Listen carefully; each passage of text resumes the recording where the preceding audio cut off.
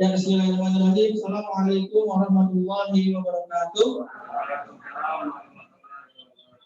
Alhamdulillah alamin bihi nasta'in wa salatu wassalamu ala asyrofil anbiya'i wal mursalin wa ala alihi wa sahbihi ajma'in.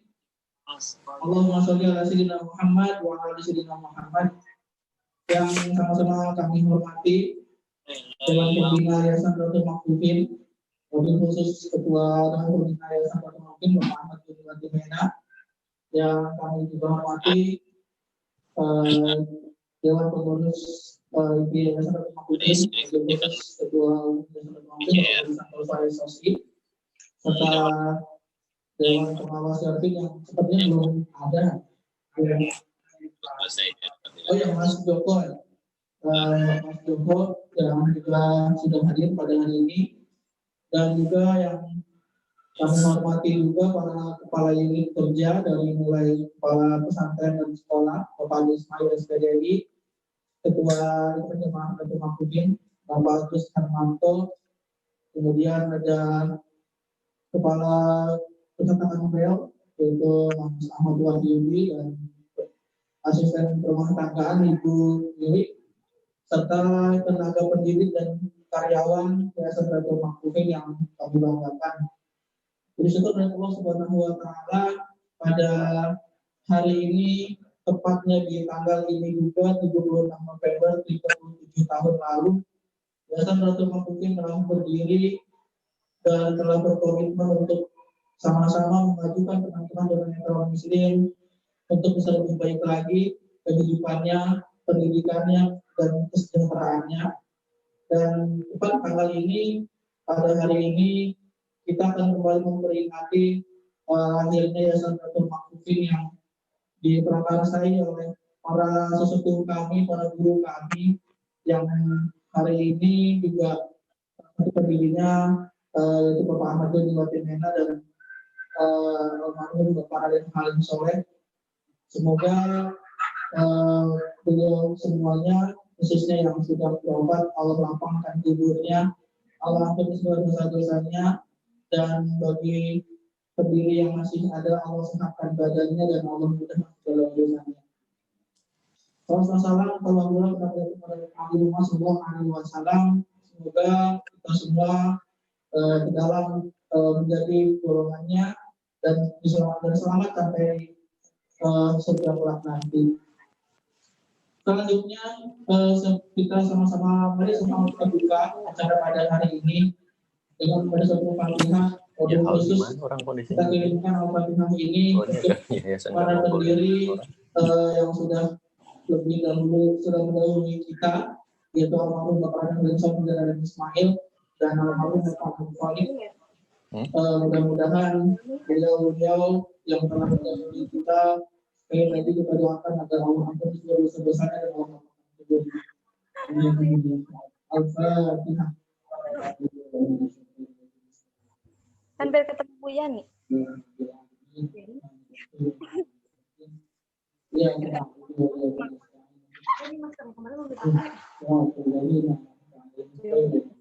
Enggak ke sini. Satu kali lagi Al-Fatihah untuk Bapak Sultan SPDI yang kabarnya kemarin saya hubungi, insya Allah akan hadir. Ternyata pagi ini mendapat pengabaran tidak bisa hadir karena sedang sakit.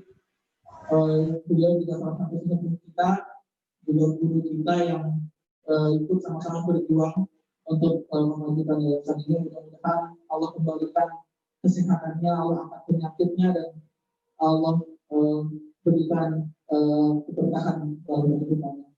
Alhamdulillah.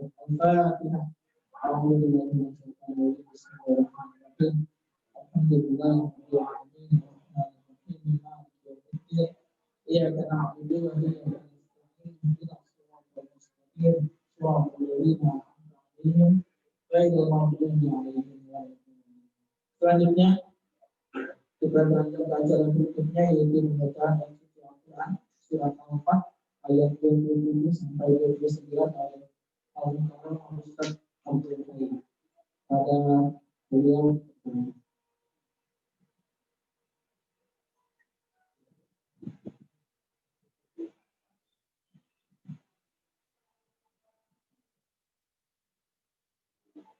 Assalamualaikum warahmatullahi wabarakatuh.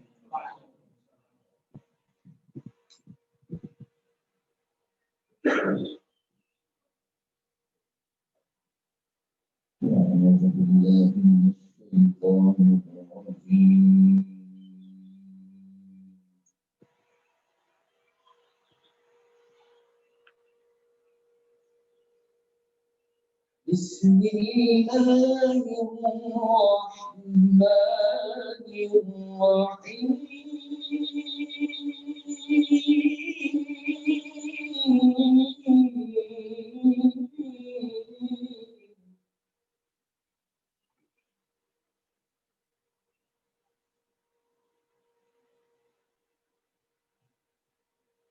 لقد صدق الله رسوله يا بالحق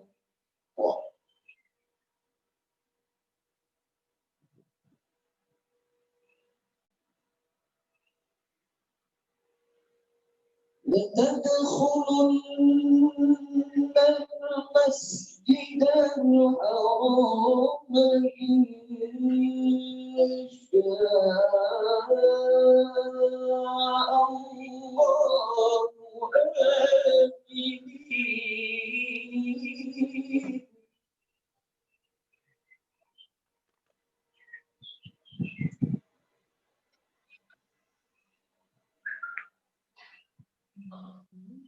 آمنين. آمنين محلقين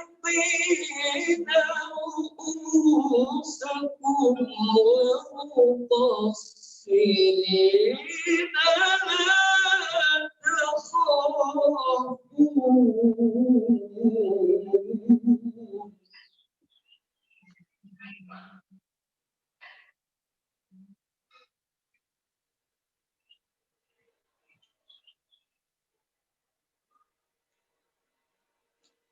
فعلم ما لم تعلموا فجعل من دون ذلك فتحا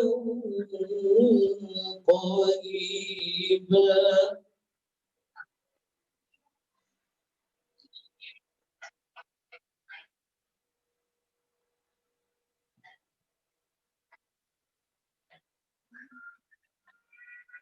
والذي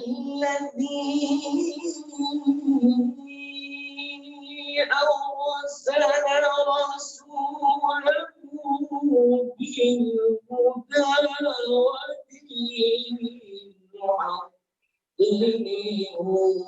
ليظهره على الدين كله.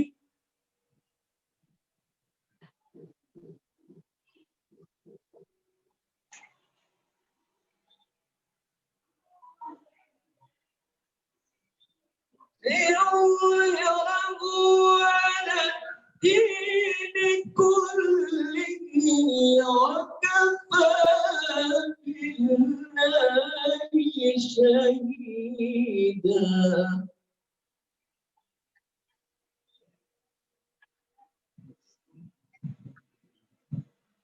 محمد رسول الله.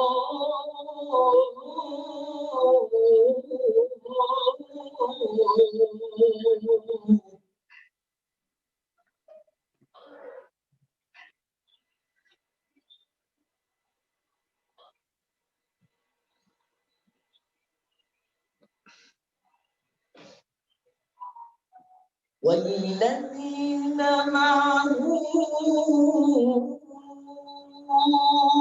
أشداء على الكفار رحماء بينهم.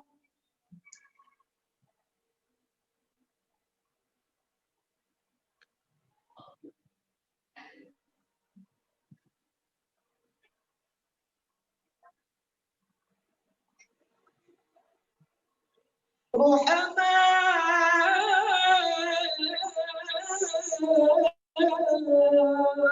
بينهم تراهم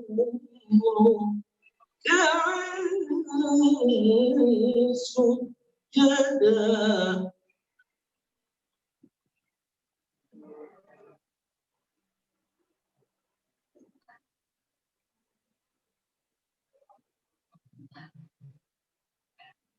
تراهم ركعا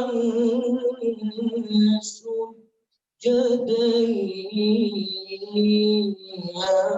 يبتغون فضلا من الله ورضوانا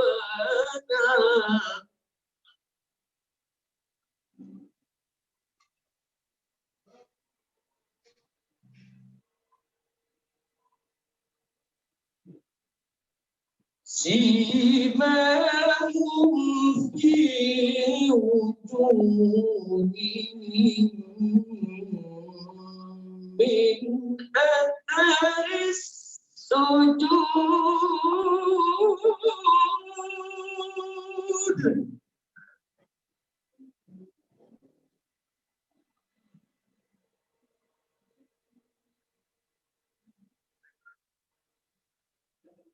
ذلك مثلهم في التوراة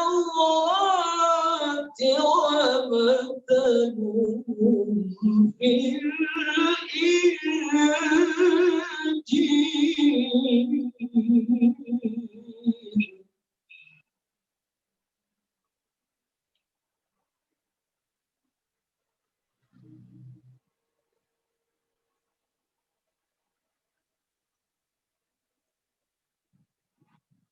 كزرع أخرج شطأه فآزره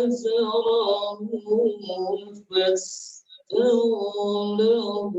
فاستوى على سوقه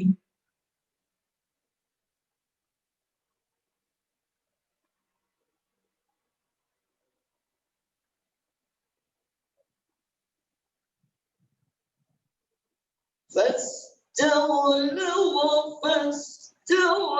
على سوقه يعجب الزراع ليغيظ بهم الكفار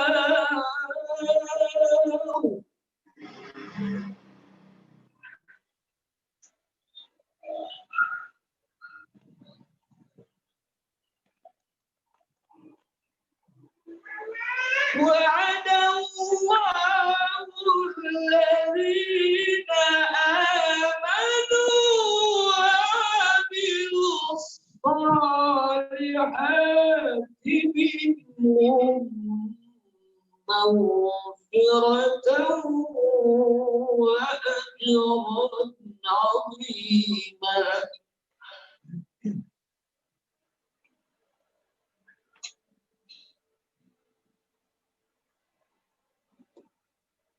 وعد الله الذين آمنوا وعملوا الصالحات منهم مغفرة وأجرا عظيما صدق الله العظيم.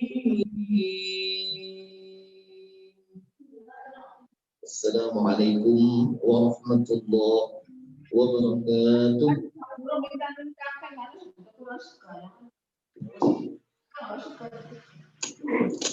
Astagfirullahaladzim.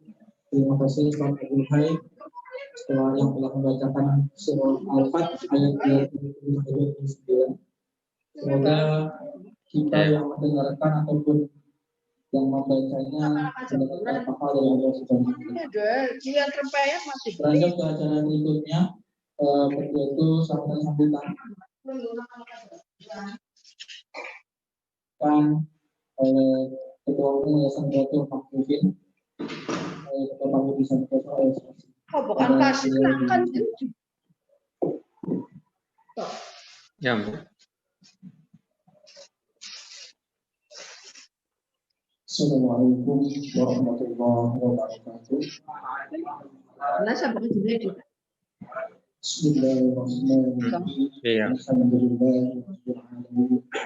Wa bihi nasta'in ala umuri dunya wa din.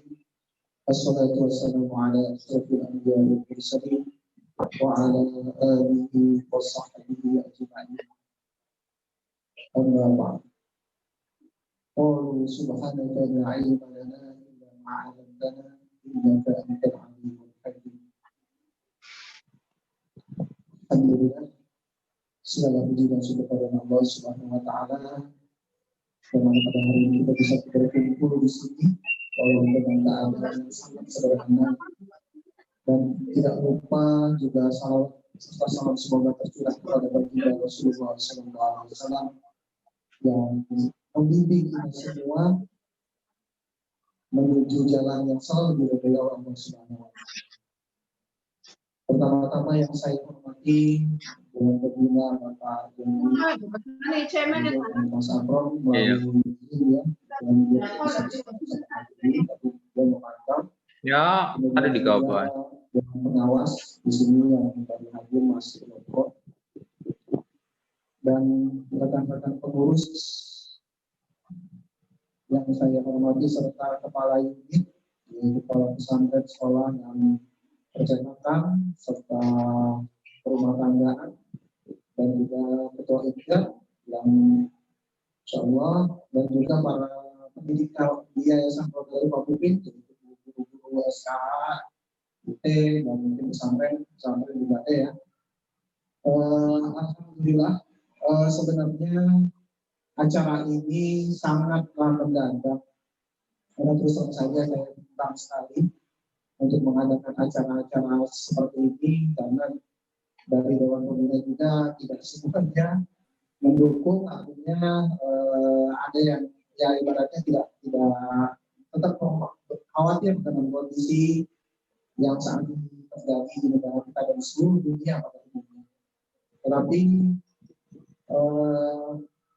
oleh sebab itu kami hanya mengadakan kegiatan ini dan khusus untuk personalia, untuk semua yang terkait di dalam yayasan, tidak melibatkan jamaah secara umum ya, karena terus terang saja pasti kalau kita undang jamaah-jamaah kita juga pasti akan ibaratnya akan ramai dan ini juga tentu akan mengkhawatirkan bagi kita semua yang ada di sini dan juga teman-teman yang dari jauh-jauh. Tetapi saya sangat berharap sekali memang dalam beberapa waktu ingin sekali dengan semua yang terkait di yayasan kita bisa berkumpul, kita di sini bisa sharing. Ya mungkin selama kepengurusan kita ada hal-hal yang kurang berkenan di dalam hati kita masing-masing di usia atau milad yayasan yang ke-37 ini, kita harapkan ke depannya kita satukan visi dan misi Yayasan Rodatul Mabupin ini dan kita bekerja sama lebih baik lagi meningkatkan kualitas kerja kita dari tingkat pengurus maupun sampai ke karyawan pada umumnya. Iya.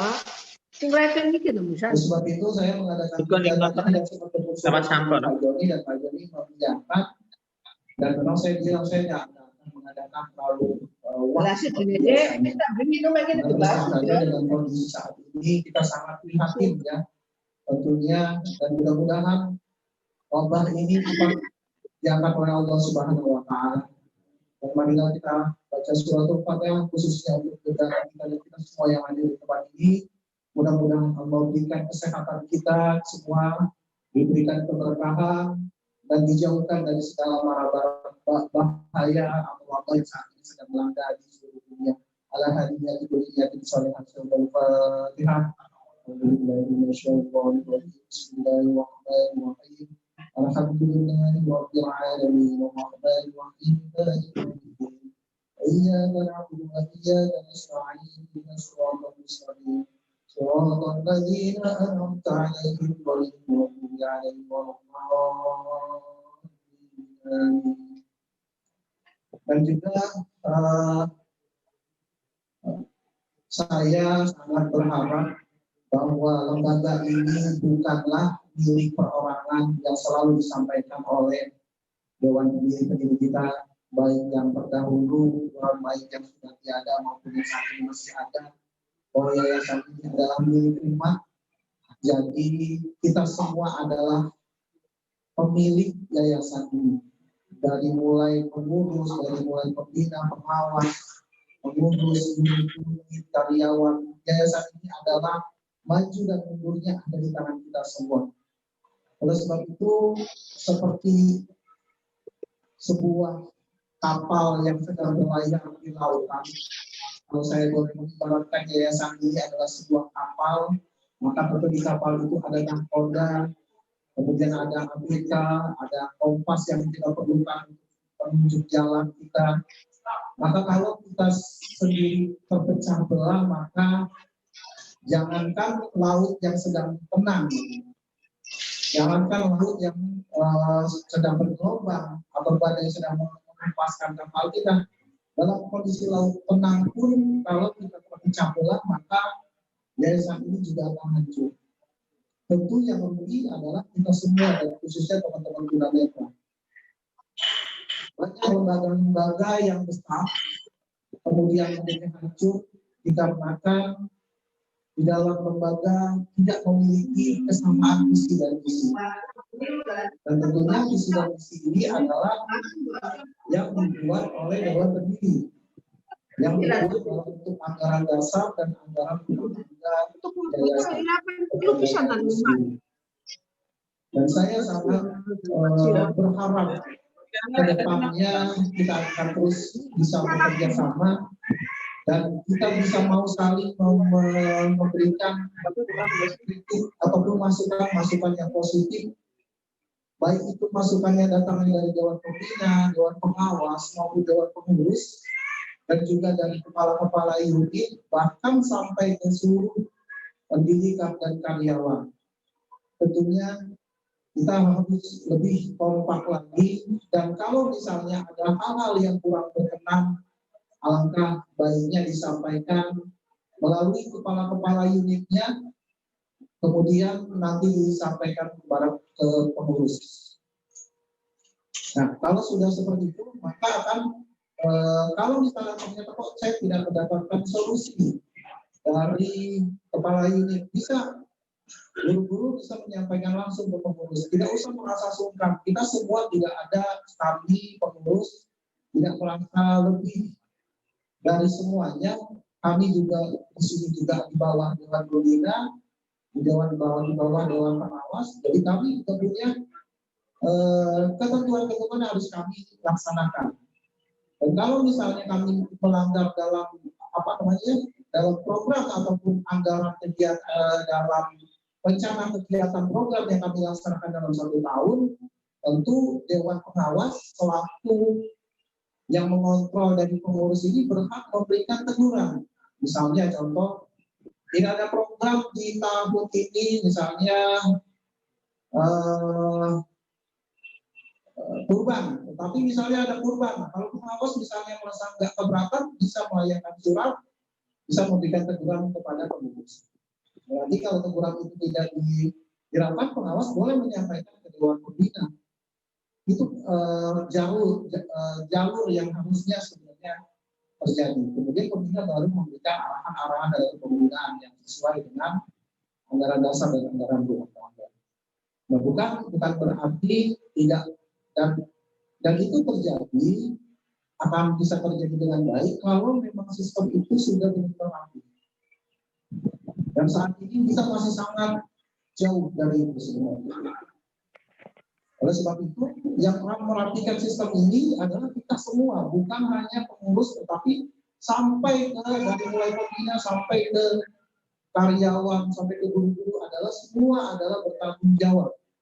Cuma dalam kapasitas tanggung jawabnya berbeda-beda. Ya kapasitas tanggung jawabnya berbeda-beda bagaimana? Tentu kepala unit bertanggung jawab kepada ketua yayasan, dan kepala unit bertanggung jawab terhadap bawahannya. Yang kalau di percetakan berarti tim percetakannya, kalau guru-guru berarti kalau di sekolah kepala sekolah bertanggung jawab berarti membawahi seluruh guru-guru. Nah, itu wajar seandainya kepala sekolah memperjuangkan sesuatu yang menjadi hak-hak guru-guru, tetapi juga harus kita barengi dengan kewajiban. Kita menuntut hak, tetapi kewajiban kita belum kita laksanakan, tentu akan menjadi sesuatu yang kurang baik. Tapi kewajiban dan hak kita sudah jalankan, kewajiban sudah kita jalankan, tentu haknya boleh kita tuntut. Itu yang harus terjadi. Kenapa saya sangat berharap pertemuan ini? Karena tujuannya supaya kita bisa saling mengingatkan satu sama lain, tidak merasa tersinggung kalau kita dinasehati temannya. Kalau misalnya saya menegur Pak Ade, bukan karena saya benci sama Pak Ade, tetapi proses sebagai sistem bentuk kerjasama kita dalam bentuk kerja, tidak ada hubungan pribadi yang menyangkut urusan pribadi. Nah, ini yang harus kita pisahkan. Bukan terus misalnya ditegur, ngambek, mau malah saya yang dimarahin gitu. Misalnya contoh salah satu contoh saya tegur, tapi misalnya tegur dari kepala unit jadi dengerin, tapi ketika saya tegur turun tangan langsung misalnya karyawan marah, seperti itu kan jadi malah nggak sehat gitu. Nah, oleh sebab itu juga kita di dalam suatu lembaga kita nggak bisa semuanya menggantungkan harapan-harapan yang terlalu berlebihan tanpa melihat kemampuan dari satu lembaga tersebut. Misalnya contoh begini, misalnya kita dalam kondisi kesulitan, sementara di yayasan sendiri dengan kondisi sekarang pun tidak jauh berbeda. Dan kondisi COVID yang sekarang ini mungkin bisa sedikit banyaknya sangat berpengaruh. Kalau sebuah perusahaan saja bisa kolab, apalagi kita yang hanya menunggu bantuan dari donatur. Di lembaga-lembaga yang pernah saya temukan, mereka punya usaha di dalam yayasan. Jelas mereka punya usaha walaupun yayasan di dalam undang-undangnya tidak boleh punya usaha. Tetapi mereka bikin usaha dan usahanya itu keuntungannya untuk menghidupi yayasan. Ada beberapa lembaga di daerah Jogja yang saya tahu dia punya pertanian, punya perkebunan, peternakan. Jadi peternakan perkebunannya itu keuntungannya untuk menghidupi yayasan dan untuk menghidupi jamaahnya. Nah, sementara kita di sini kita masih sangat minim. Kita masih sangat SDM kita masih sangat kurang, terus kita juga masih sangat bergantung kepada bantuan para donatur. Tapi alhamdulillah di beberapa waktu ke depan ini, alhamdulillah seperti sekolah sudah mendapat bantuan dana BOS, kemudian pesantren juga dapat bantuan pesantren, percetakan juga alhamdulillah berjalan. Dan ini juga harusnya diikuti yang lain-lain ya. Bicara di depannya, harapannya juga bisa membuat program yang bisa meringankan yayasan kita untuk tetap bisa berjalan. Dalam kondisi apapun yayasan ini harus tetap berjalan. Memang berat kalau untuk yayasan seperti kita ini, karena selama ini kita masih bergantung dari donatur tadi. Tetapi semua itu bisa kita perjuangkan bersama. Andai kan visi dan misi memang kita benar-benar harus paham, harus kita benar-benar memahami bahwa kita di sini adalah memajukan sama-sama. Jadi baik saya dan teman-teman di pengurus pun saya selalu menekankan bahwa kita selalu jangan merasa bahwa kita adalah lebih kuat dari teman-teman yang lain. Karena ibaratnya kita nggak mungkin berjalan sendiri seperti saya katakan tadi. Kalau apa misalnya yang satu pengen ke sana, yang satu ingin ke sini ya, itu aja. Kalau kita sudah mulai berpikir untuk kepentingan pribadi masing-masing, kemudian kita berpikir hanya untuk mencari keuntungan pribadi masing-masing, tapi kita mengorbankan lembaga, saya nggak yakin yayasan ini bisa ada sampai berapa puluh tahun ke depan. Karena kita sudah bukan niat lagi karena Allah Ta'ala. Walaupun sebenarnya segala kerja kita juga memang harus perlu diperhitungkan. Dan mungkin juga saya di zaman Pak Ade dan kepengurusan yang sebelumnya bisa saya katakan Pak Ade dan pengurus yang lain itu gajinya lebih kecil dibandingkan karyawan biasa. Tapi Pak Ade dan kawan-kawan tidak pernah mengeluh. Pak Ade dan kawan-kawan berjuang tidak pernah mengeluh dengan keadaan yang seperti itu. Kemudian baru setahun ke depan saya mencoba untuk merubah, memberanikan diri menyampaikan ke Dewan Pembina, teman-teman ini kalau misal mereka harus benar-benar berjuang di sini ya dihargai juga. Ya mungkin guru-guru juga merasa ketika waktu KBN dan lain-lain sangat kondisi susah dan hanya dikasih transport dan sebagainya. Itu juga merasakan, pengurus guru juga merasakan. Akan tetapi bukan berarti yayasan kita sudah sangat kuat. Kita hanya punya Allah, kita berdoa mudah-mudahan kita semua diberikan kekuatan oleh Allah Subhanahu wa taala memajukan yayasan ini bersama-sama dan kita berjuang bersama-sama tanpa ada embel-embel ataupun apa skat-skat yang membedakan ini pengurus, ini kepala unit. Secara struktural ya, tetapi secara kelembagaan kekeluargaan nggak bisa. Kita sama-sama semua saling memajukan. Bukan itu tugas pengurus dari dana. Itu tugas sekolah dari dana. Nggak seperti itu. Kita semua sama-sama. Bahkan dari Dewan Pembina sampai pengawas pun punya tanggung jawab yang sama untuk memajukan yayasan ini. Tetapi seperti saya katakan di atas tadi, kalau kita sudah berpikir pribadi, kita sudah memikirkan diri sendiri, kita sudah mulai tidak objektif dalam mengambil suatu keputusan, mengambil suatu kebijakan, maka saya khawatir apa yang menjadi harapan-harapan kita akan kandas di tengah jalan. Oleh sebab itu di sini marilah kita sama luruskan niat kita dan sekali lagi saya sangat berharap dan memohon maaf kalau di dalam kepengurusan masih banyak kekurangan. Saya tidak mengatakan bahwa kepengurusan saya sudah lebih baik dari yang lain. Tapi saya yakin setiap kepengurusan pasti punya kekurangan dan kelebihan.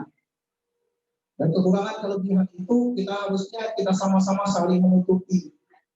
Harus saling membackup satu sama lain. Mana yang kurang kepengurusan? Mana yang kurang di unit?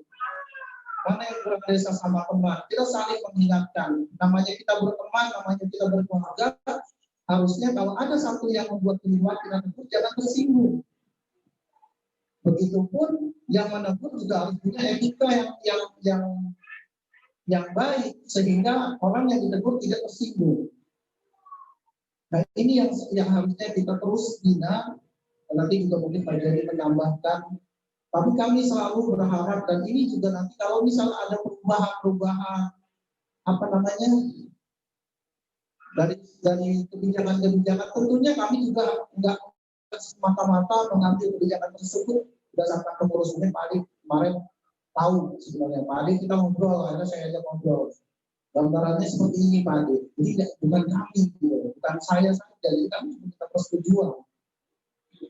Pak Ade mungkin bisa sampaikan kayak gitu-gitu. Apa yang kita pertemukan, kita ngobrol di rapat kepala ini, kalau ada guru-guru yang merasa kurang jelas, bisa langsung nanya ke kepala unitnya, ke kepala sekolahnya. Kalau kurang jelas juga bisa langsung nanya ke pengurus, nggak apa-apa gitu kan. Dan keuangan kita nggak ada membeda-bedakan. Saya ingin semuanya, kita semua di sini keluarga, kita semua saling kenal pribadi kita masing-masing, baik Pak Ade. Ya, saya tidak berani mengkritisi atau mengkoreksi kepengurusan yang sebelumnya, karena saya memang tidak terlibat. Tapi di zaman Pak Ade, saya sangat tahu sekali, karena saya juga sebagai Dewan Pengawas, Pak Ade pun sering saya kritik, walaupun karena Pak Ade marahnya apa aja. Tapi tidak dibawa di dalam urusan pribadi kita. Saya dan Pak Ade tetap berhubungan baik. Dan begitu pun kepengurusan ini. Saya berharap dengan pengawas yang ada Pak Abbas, Pak Mubi, memberikan pengawasan yang cukup buat kami pengurus-pengurus, buat unit-unit, buat karyawan, sehingga tidak terjadi suatu penyimpangan yang akan merugikan lembaga ini. Tentunya saya pun sangat memperhatikan itu, karena terus terang saja kalau sampai hal-hal yang seperti itu, namanya manusia kalau sudah megang uang banyak kan istilahnya rasanya kayak uang sendiri gitu. Atau berpikir pakai semau-maunya, terus dia nggak berpikir bagaimana nanti ada nggak ke depannya ini. Yayasan kalau misalnya diukur kekuatannya misalnya 6 bulan ke depan atau 4 bulan ke depan. Kalau sampai 4 bulan misalnya masih masa COVID, ya dan tidak ada pemasukan sama sekali, nggak menutup kemungkinan terjadi perubahan-perubahan baik itu nanti sistem gaji dan lain-lain. Tapi kami berusaha selama kami mampu dan kita semua tentunya selagi kita mampu, kita sama-sama berusaha mudah-mudahan tidak terjadi perubahan-perubahan yang drastis sehingga akan menimbulkan ketidaknyamanan. Dan kami sangat berharap itu semua terjadi apabila kita semua tetap kompak dan saling menghargai dan tidak ada namanya merasa mencampur adukan dengan urusan pribadi dengan urusan pekerjaan. Karena kalau kita sudah seperti itu juga kita juga tidak profesional, sehingga apapun yang dikatakan orang yang kita tidak suka ya nggak percuma gitu. Mau ngomong benar pun tetap kita nggak suka gitu, karena memang awalnya kita nggak suka gitu. Apalagi kalau ngomong salah udah makin tambah nggak suka gitu. Nah, itu seperti itu. Jadi nanti mungkin juga Pak Gede bisa menambahkan menjadi satu pembinaan buat kita semua. Dan sekali lagi saya mohon maaf apabila dalam pengurusan ini dan periode akhir ini saya berharap kita terus meningkatkan kerjasama yang baik dan tetap kita saling bertukar pikiran dan juga kedepannya yayasan ini akan lebih maju lagi dan kita semua bisa lebih baik lagi bekerja. Dan saya juga sangat berharap dengan teman-teman pengurus semuanya yang saat ini diberikan kepercayaan oleh Dewan Pembina tetap mengayomi, tetap menjalin hubungan yang baik dengan unit manapun tanpa membedakan unit tersebut, karena kita kalau sudah mulai mengkotak-kotakan tentu yayasan ini tidak akan bisa berjalan dengan baik. Tentu ada kecurigaan, tentu ada problem suhu dan lain-lain. Ini yang harus kita buang perasaan-perasaan seperti itu, karena kita juga manusia, kita tidak sempurna, kita juga punya kekurangan. Saya juga banyak kekurangannya dan saya sangat memahami itu. Sebab itu saya mengucapkan banyak terima kasih untuk kerjasamanya untuk semua pihak. Dan sekali lagi saya mengucapkan untuk nilai yayasan Rodatul yang ke-50 yang ke-37, mudah-mudahan senantiasa Allah berikan perlindungan pada kita semua, pada yayasan kita ini yang kita cintai, dan Allah memberikan keberkahan pada kita semua.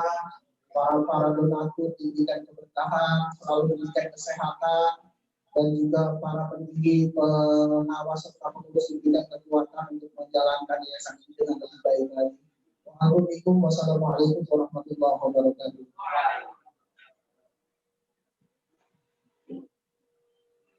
Ya, terima kasih Bapak Guru Santoso untuk sambutannya. Mudah-mudahan dengan apa yang telah disampaikan menjadi pemersatu ukhuwah kita sebagai sesama keluarga besar yang Yayasan Mahdudin dengan satu tujuan, yaitu memajukan Yayasan Mahdudin demi majunya tunanetra muslim di Indonesia.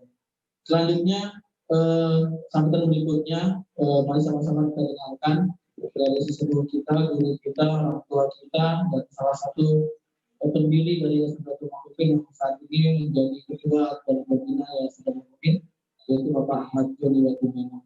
Kepada Bapak.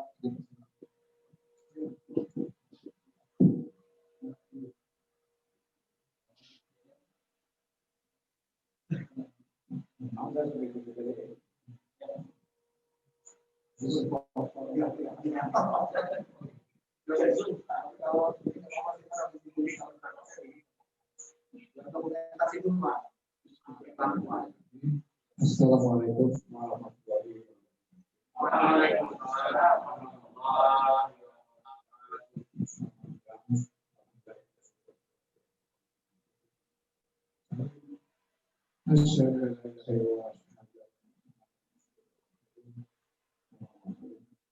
yang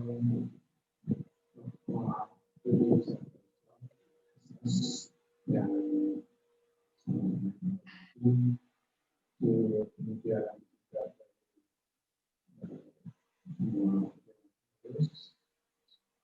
juga dari hanya dipilih oleh satu orang ya. Dan kita nanti bisa nanti Mas Afif supaya dikasih kesempatan juga untuk berbicara. Ini hanya satu orang sekaligus berkenalan dengan teman-teman semua. Di sini ada hadir pengawas yang baru berangkat, ya, yaitu Bapak Joko Susilo, SPDI MM. Dan tapi itu bisa disempatkan juga berbicara.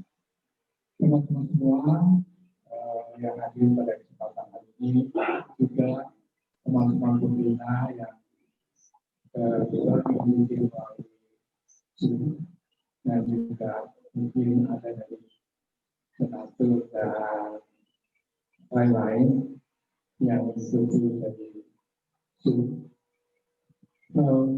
Hari ini adalah hari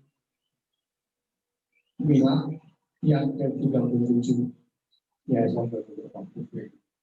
Artinya bahwa 37 tahun yang lalu ini yayasan dilahirkan, didirikan. Ya, tepatnya ya tanggal 26 Desember 1983. Kebetulan hari ini juga kita Tangsel ini juga berulang tahun, ya. Jadi berbahagia sekali waktu ini nontonnya bareng-bareng dengan Tangsel. Jadi diperingati seluruh Tangsel juga, kan gitu. Ya. Tadi Pak Budi sudah mengutarakan bagaimana kita harus bangun sistem yayasan kita ini dengan sebuah sistem yang baik, sistem yang baku, gitu ya.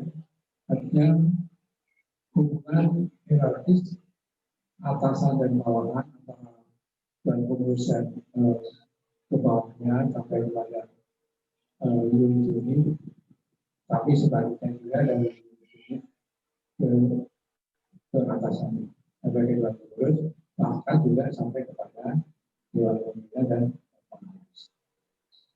Ini yang memang harus ditahan, ya. 37 tahun yang lalu memang tidak ada, ya, karena pada saat itu memang kita mendirikan yayasan ini ya tanpa pada modal sebesar itu juga, ya. Artinya hanya kemauan saja, kemauan yang muncul dari beberapa orang dalam kita yang dibantu dengan lengkapnya 9 orang waktu itu, ya. Kemudian dari 9 itu yang 7 tunanetra yang juga purna, ya. Nah, itu tujuannya.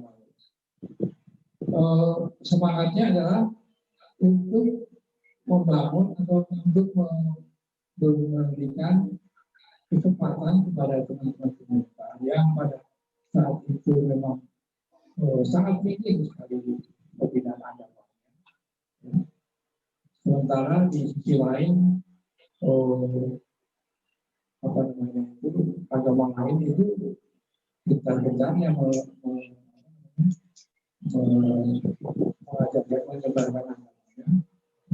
Dan tunanetra ini mungkin salah satu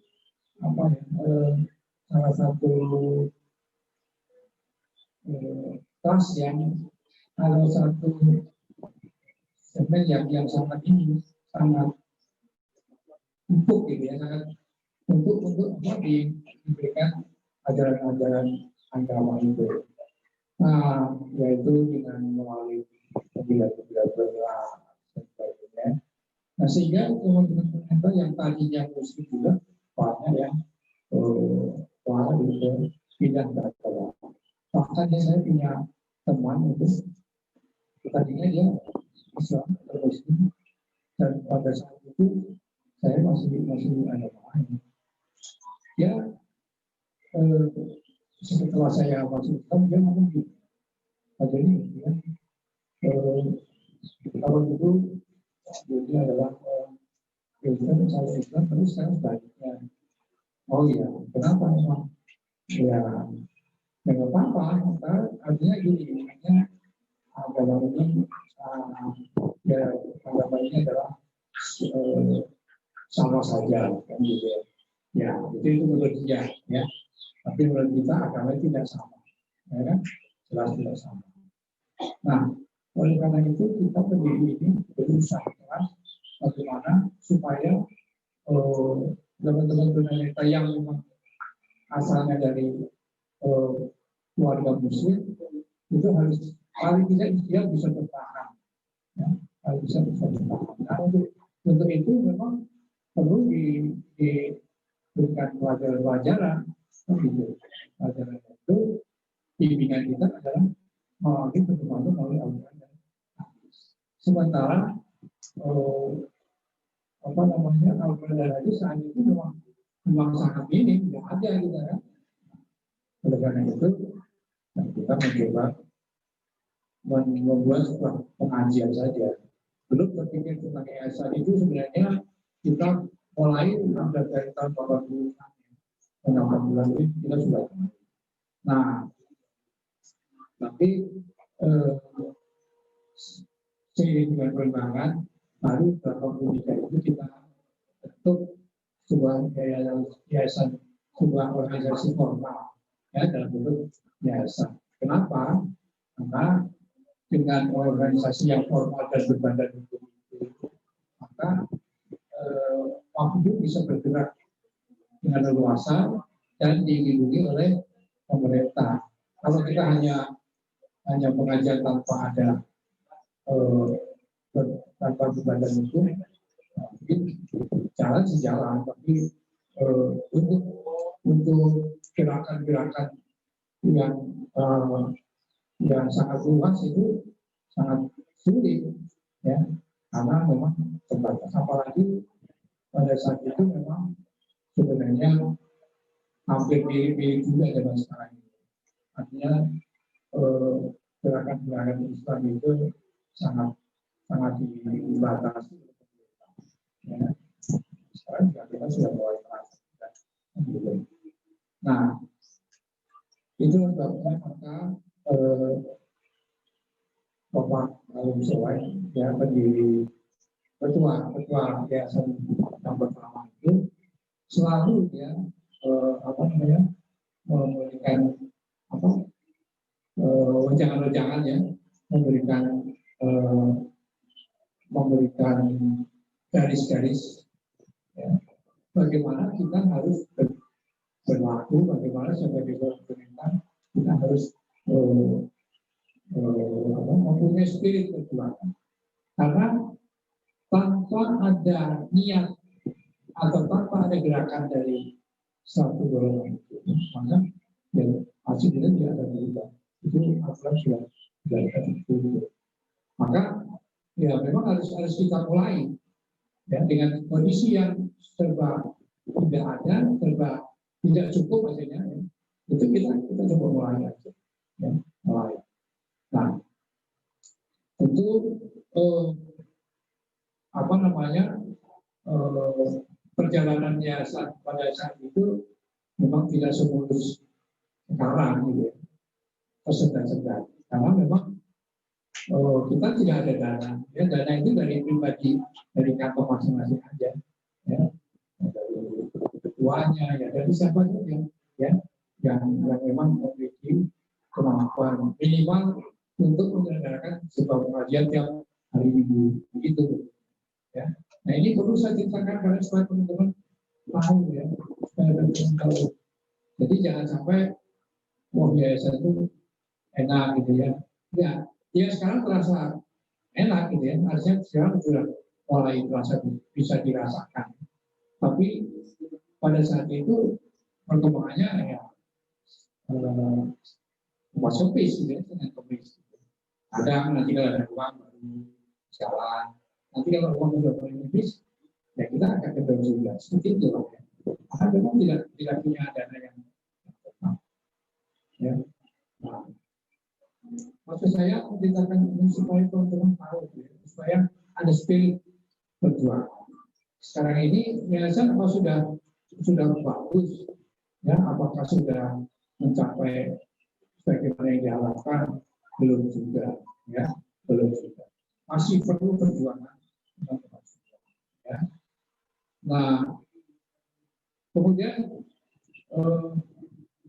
apa namanya?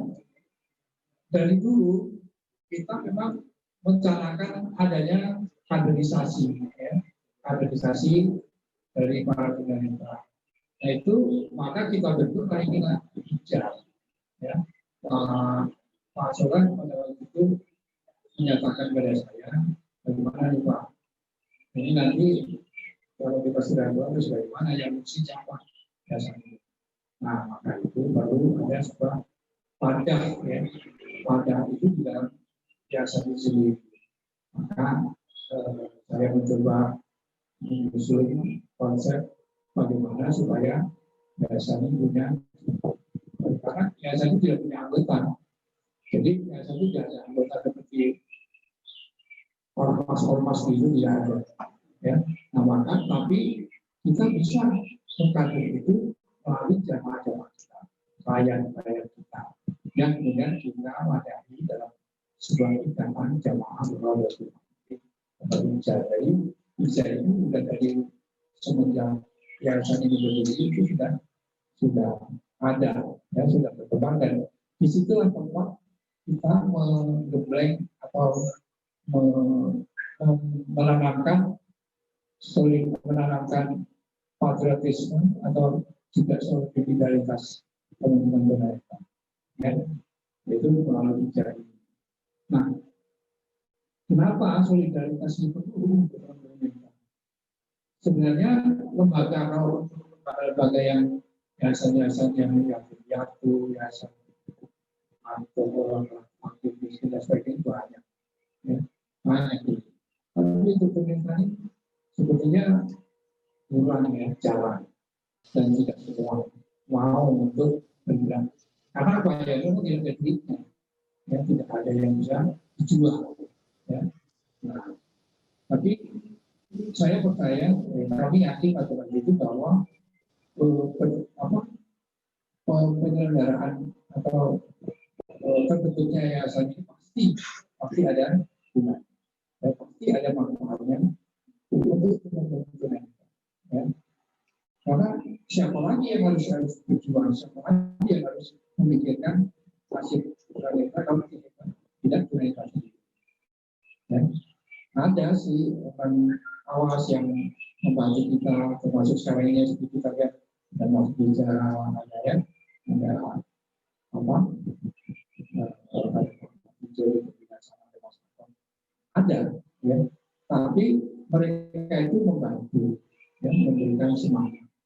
Yang harus bergerak ya harus tunanetra sendiri, ya. Kita yang tahu persis tentang kebutuhan tunanetra, ya.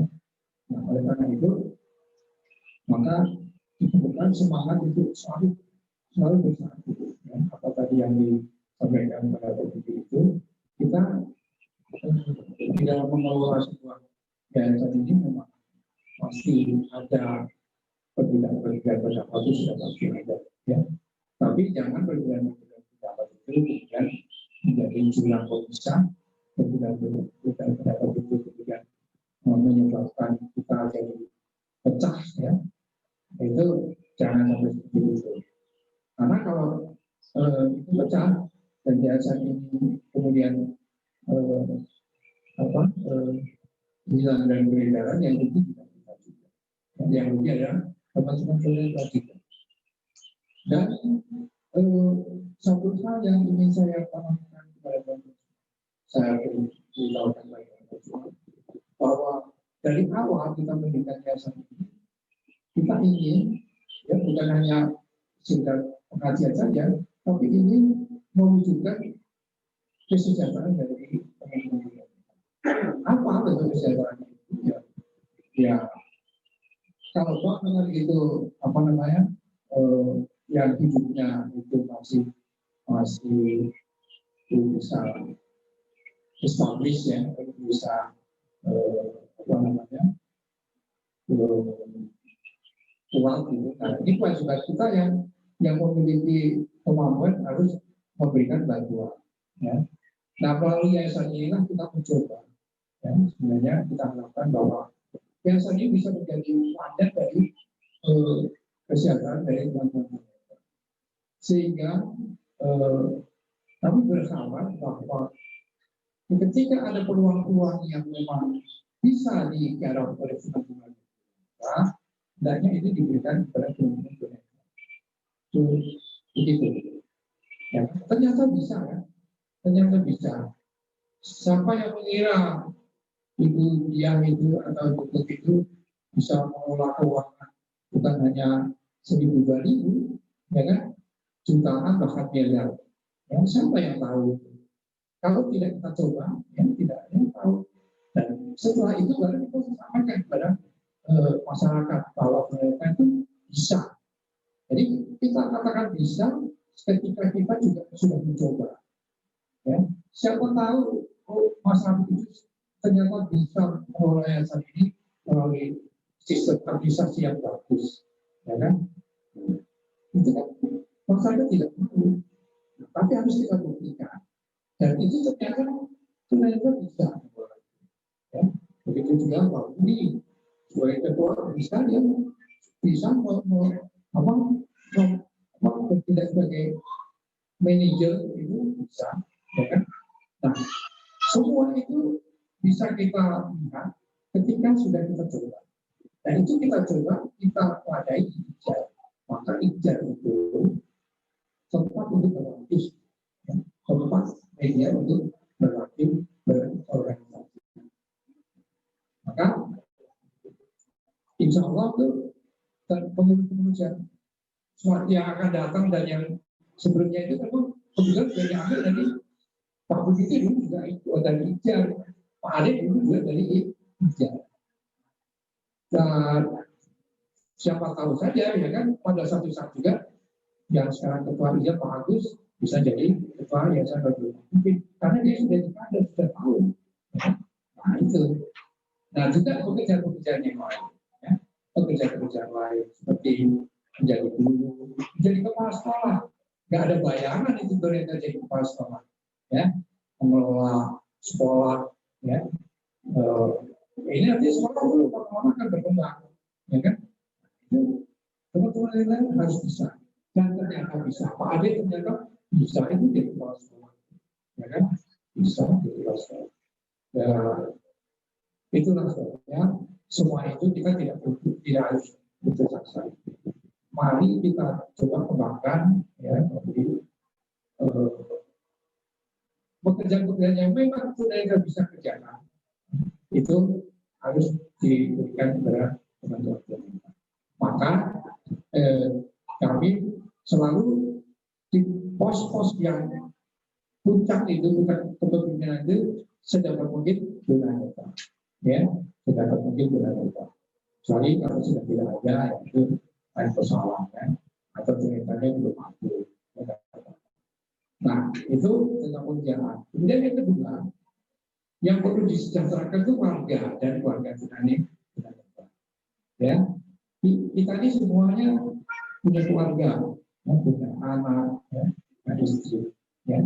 Maka jika ada peluang-peluang di yayasan ini harus dipikirkan terlebih dahulu keluarga dan keluarga kita. Ya. Karena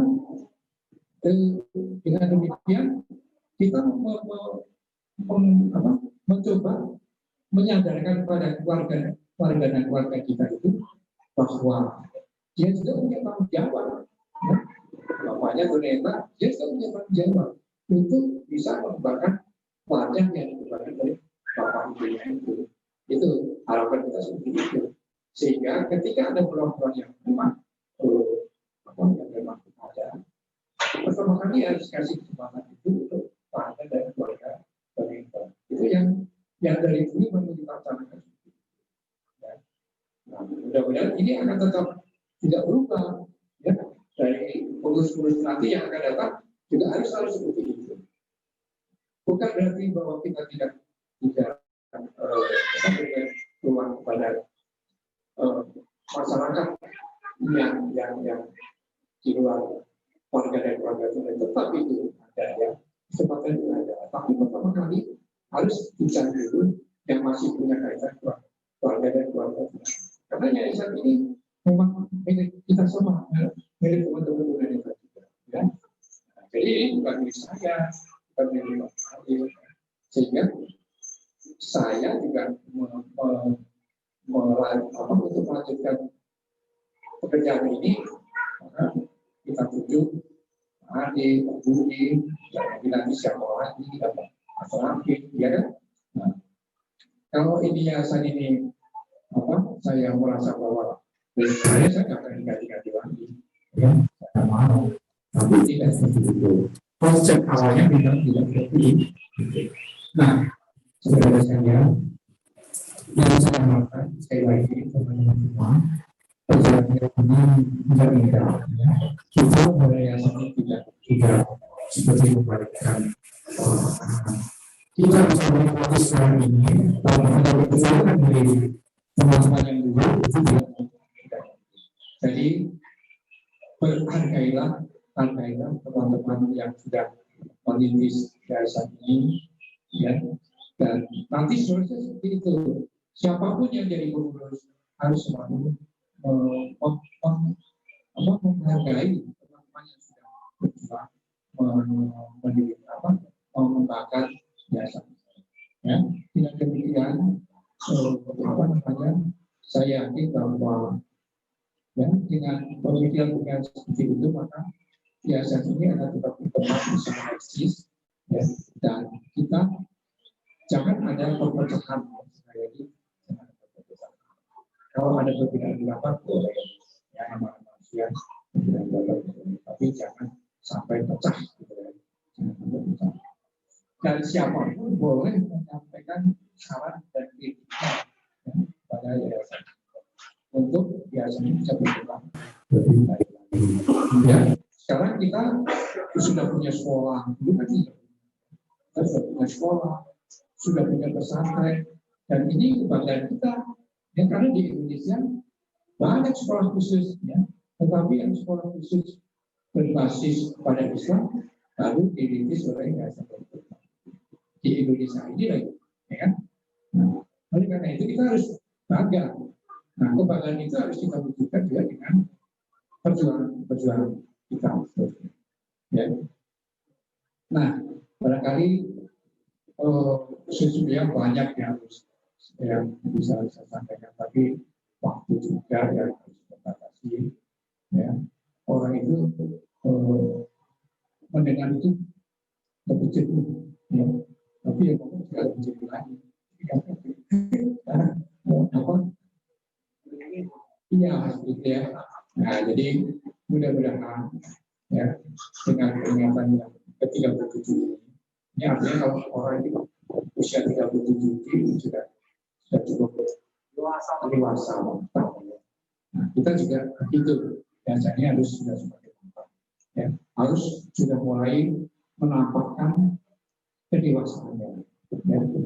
Karena yayasan kita ini dinilai sebuah yayasan yang bagus, ya, yang bagus, dan maka harus diimani di dalamnya juga harus bagus dan kompak. Ya. Itu saja yang saya lakukan, dan akhirnya saya mengucapkan selamat atas minat yang 37.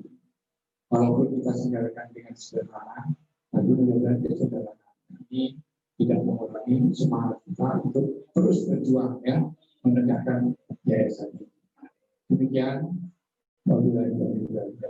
wassalamualaikum warahmatullahi wabarakatuh.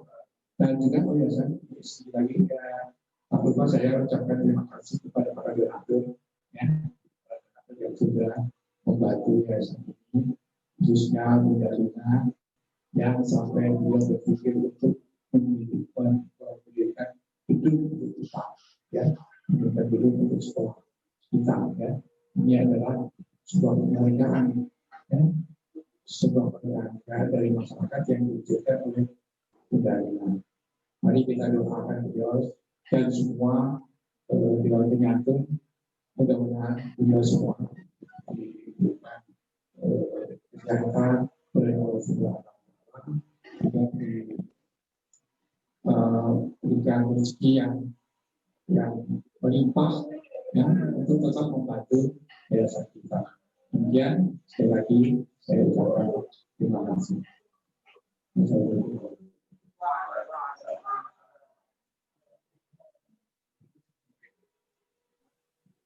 Ya, terima kasih Bapak Maju dan Ibu Mina yang telah memberikan berbagai arahannya, berbagai nasihatnya, mudah-mudahan nasihat-nasihat kita berjalan dengan baik.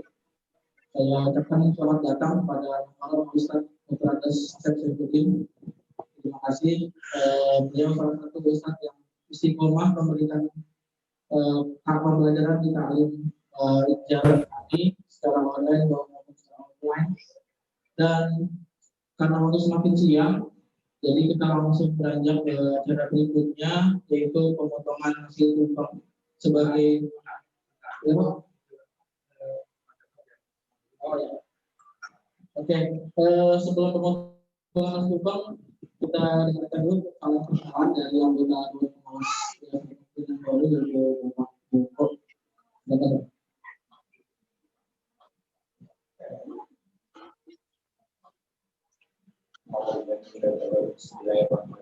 Assalamualaikum warahmatullahi wabarakatuh. Alhamdulillah, kita panjatkan puja dan syukur kepada Allah Subhanahu wa Ta'ala, yang mana pada pagi hari yang berbahagia ini kita bisa berkumpul pada yang berbahagia. Terima kasih Pak Fauzi atas kesabarannya. Yang kami hormati Bapak Ketua Yayasan Roda Mahfudin, yang kami hormati Bapak Bina Yayasan Roda Mahfudin, yang kami hormati Pak Ustadz Asep, yang kami hormati ibu-ibu sekalian, karyawan-karyawati Yayasan Roda Mahfudin.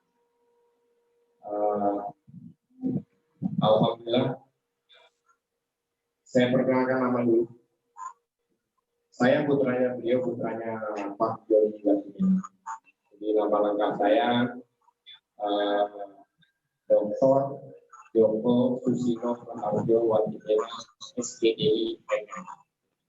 Alhamdulillah, walaupun ayah saya seorang wanita, saya bisa menuntaskan akademisi yang tinggi sampai ke jenjang doktor ilmu pemerintahan. Dan mudah-mudahan dengan saya bisa bergabung dan ikut ke dalam yayasan, ini akan menjadi ke depan akan menjadi lebih baik, bukan menjadi lebih buruk. Saya minta Pak Ketua tolong dimanfaatkan saya, karena banyak sahabat saya dari institusi pemerintahan, dan termasuk mungkin kawan-kawan sekelas saya, mungkin Ibu Amali, Menteri Pemuda Olahraga, Menteri Tenaga Kerja, kawan-kawan yang selevel saya. Nah, ini kita manfaatkan maksud kita untuk kita bisa memajukan yayasan kita ini. Mohon izin, itu mungkin langkah-langkah ke depan yang bisa saya berikan sumbangan. Kalau ingat saya yayasan ini, saya begitu melihat foto almarhum Pak Halim Soleh, habis saya. Jadi kalau kita ke 37 tahun yang lalu saya berjalan, saya tuntut, ayah saya sampai sini. Mobil, kopi masih di blender, di bidang pengajian. Inilah awal dibuka Yayasan Roda Mahfudin. Saya ingat betul, saya bersama ke sini, konsep surah bapak saya dengan Pak Almarhum, Pak Soleh, sama Emma yang ikut hari ini, Pak Soleh Almarhum, saya ikut bapak saya, kita urus kesalahan di sini. dan alhamdulillah saya bersyukur pada Allah Subhanahu wa taala yang mana pada hari ini saya kata bapak saya Joko bergabung di Yayasan Rahmat. Saya sangat bersyukur. Jadi apa yang akan saya bisa sumbangkan untuk yayasan ini saya siap. Mungkin kalau nanti terkait dengan Tangerang Selatan mungkin siapa bupati atau siapa wali kota yang terpilih nanti saya juga akan siap untuk menjembatani. Terima kasih juga saya ucapkan kepada Dewan Penyantun yang selama ini dengan tulus ikhlas membantu kaum tunanetra yang memang sangat membutuhkan. Ya kalau saya mungkin saya awas saya bisa melihat, saya bisa ke kiri, bisa ke kanan. Tapi kalau apa saya yang lain-lain kan tidak bisa seperti itu. Nah, makanya saya diberikan luar biasa sama Allah mungkin yang awas itu saya siap untuk membantu mungkin apa yang bisa saya akan sumbangkan Pak Ketua ini mungkin apa yang tolong dimanfaatkan saya saja apa yang bisa saya sumbangkan. Nah sementara sekarang ini saya ngajar di kemarin karena ini saya wartawan saya di media aspirasi publik. Jadi keluarga saya anak istri saya semuanya wartawan. Nah, sekarang ini saya ngajar di S2 di STIPA sementara ini. Memang ada beberapa penawaran di beberapa perguruan tinggi masuk saya sudah menawarkan, terus Pokok juga sudah menawarkan. Cuma saya bilang papa saya dulu saya bilang saya biar saya agak matang di Jakarta. Dan saya bangga. Walaupun kedua orang tua saya tunanetra, saya sekali ini saya bisa menyelesaikan program doktor itu. Untuk di IPB itu bukan main-main, sulit sekali. Bukan segampang yang kita bayangkan untuk selesai doktor. Nah itu saya juga alhamdulillah berkat doa papa saya, doa keluarga besar ya, keluarga Mahfufi, doa semuanya hingga saya bisa selesai.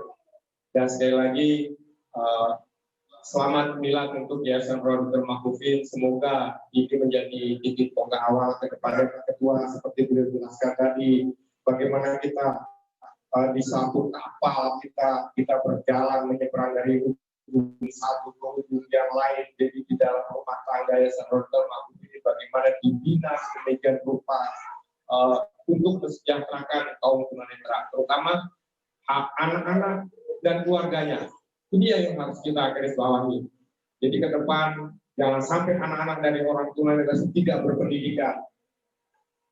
Sudah kita kesulitan, anak-anak tidak pendidikan lagi. Nah, bagaimana anak-anak bisa mengangkat derajat orang tuanya? Nah, mungkin apa yang bisa kita bantu, saya bantu nanti dari sisi mana mungkin bisa kita edikan. Saya rasa mungkin itu Pak Bina, apa saya ketua. Tapi jangan ini loh, jangan maksudnya. Jangan ada dibilang nanti, oh bapaknya pembina, anaknya jadi.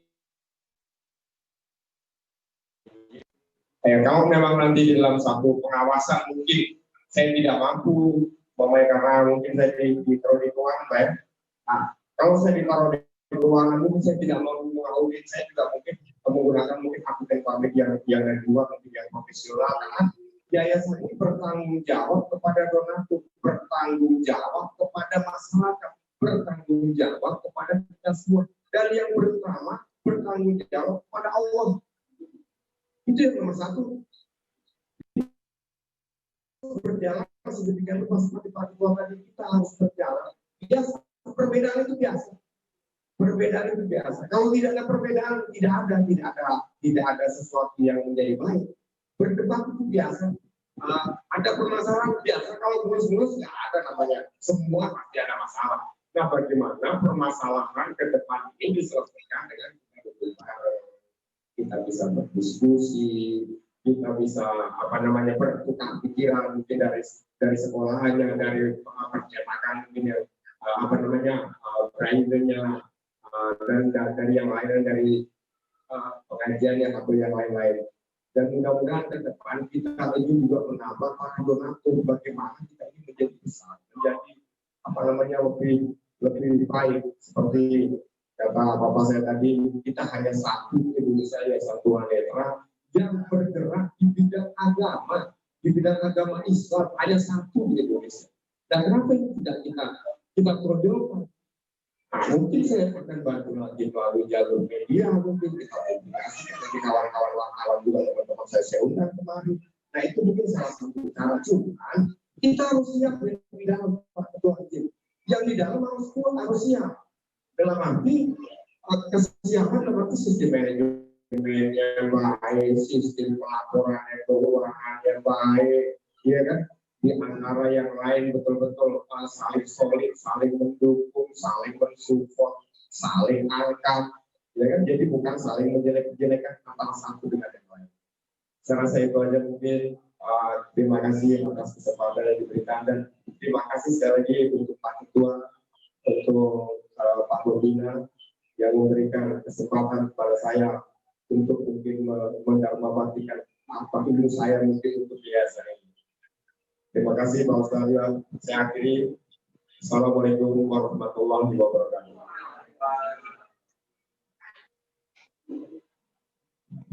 Terima kasih Mas Joko untuk perkenalannya. Oke, langsung saja kita lanjut ke acara berikutnya, yaitu teman-teman Masjidul sebagai simbolis hari jadi Yayasan Aktif 37. Saya harapkan dari beberapa dari orang yang saya sebutkan untuk berdiri mendampingi.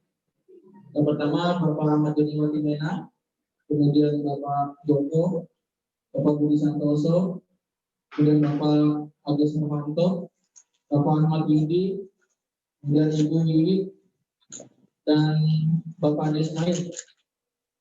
Ya, Masjid Tumpang ini kita ibaratkan sebagai sebuah amanah yang akan diestafetkan dari pembina hingga kepala unit.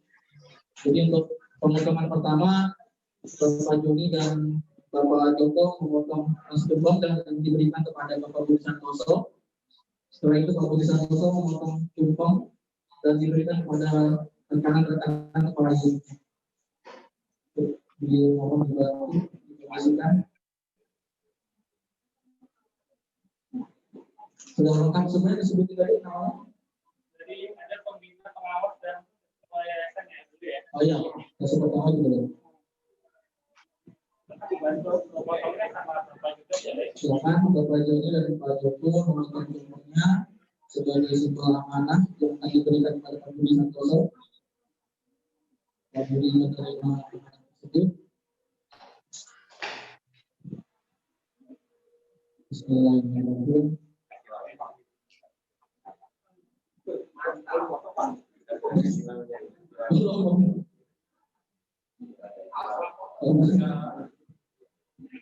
Assalamualaikum.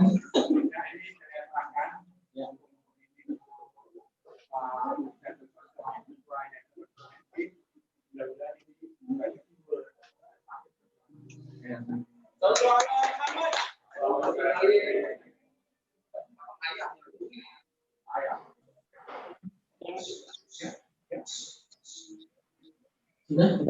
Terima kasih kepada Joni, Pak Joko. Lalu jangan dulu. Sekarang meneruskan amanah dari Pak Joni dan Pak Joko kepada ibunya, pertama kepala pesantren dan sekolah Bapak Ade Ismail SPDI, silakan berdiri. Kemudian kedua Bapak Bapak Yudi. Kemudian yang ketiga Ketua Harian Kepala Pemimpin Bapak Agus Hermanto, dan yang berikutnya Bapak Pengadilan dan Salah Satu Pemimpin Ibu Dilamawati. Jangan lupa dulu ya. Betul jangan kasih aja. Makan aja itu. Ya, mudah-mudahan 3, 2, 1. Bismillahirrahmanirrahim. Enggak makan dulu. Muhammad. Udah makan langsung. Selanjutnya dari Pak Budi ke Ketua Inja, Bapak Agus Hermanto. Hebat kan? Ketua Pak Budi.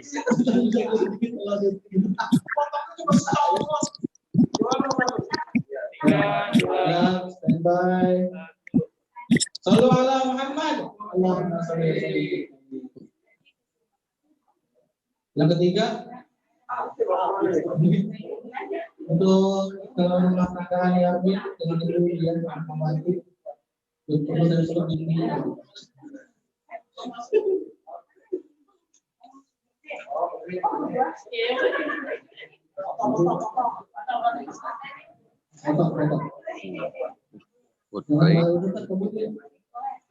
Social distancing. Terkena corona. Dari Budi Peterbangan. Satu lagi Pak Budi, Saya katakan sedikit kepalanya ya. 3, 2, Alhamdulillah. Sallu ala Muhammad. Alhamdulillah. Selanjutnya, jangan ada satu lagi belum ini. Untuk kepala percetakan Braille, Bapak Ahmad Budi.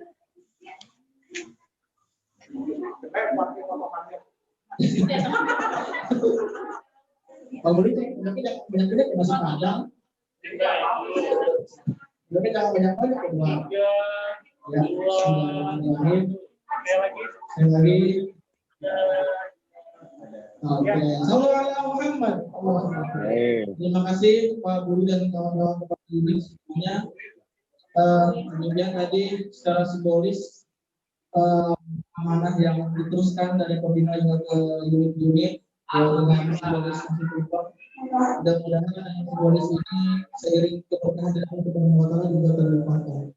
Selanjutnya mari sama-sama kita dengarkan pembahasan dari Al-Muqarrar Majelis Keterangan Selasa Syekhuddin kepada beliau yang bersama.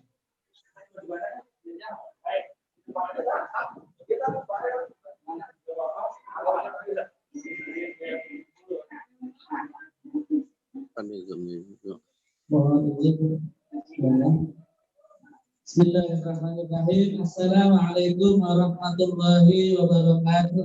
Waalaikumsalam warahmatullahi wabarakatuh. Alhamdulillahirabbil alamin hamdan wasi'an bi ni'amihi wa ghashiyan bi mazidi.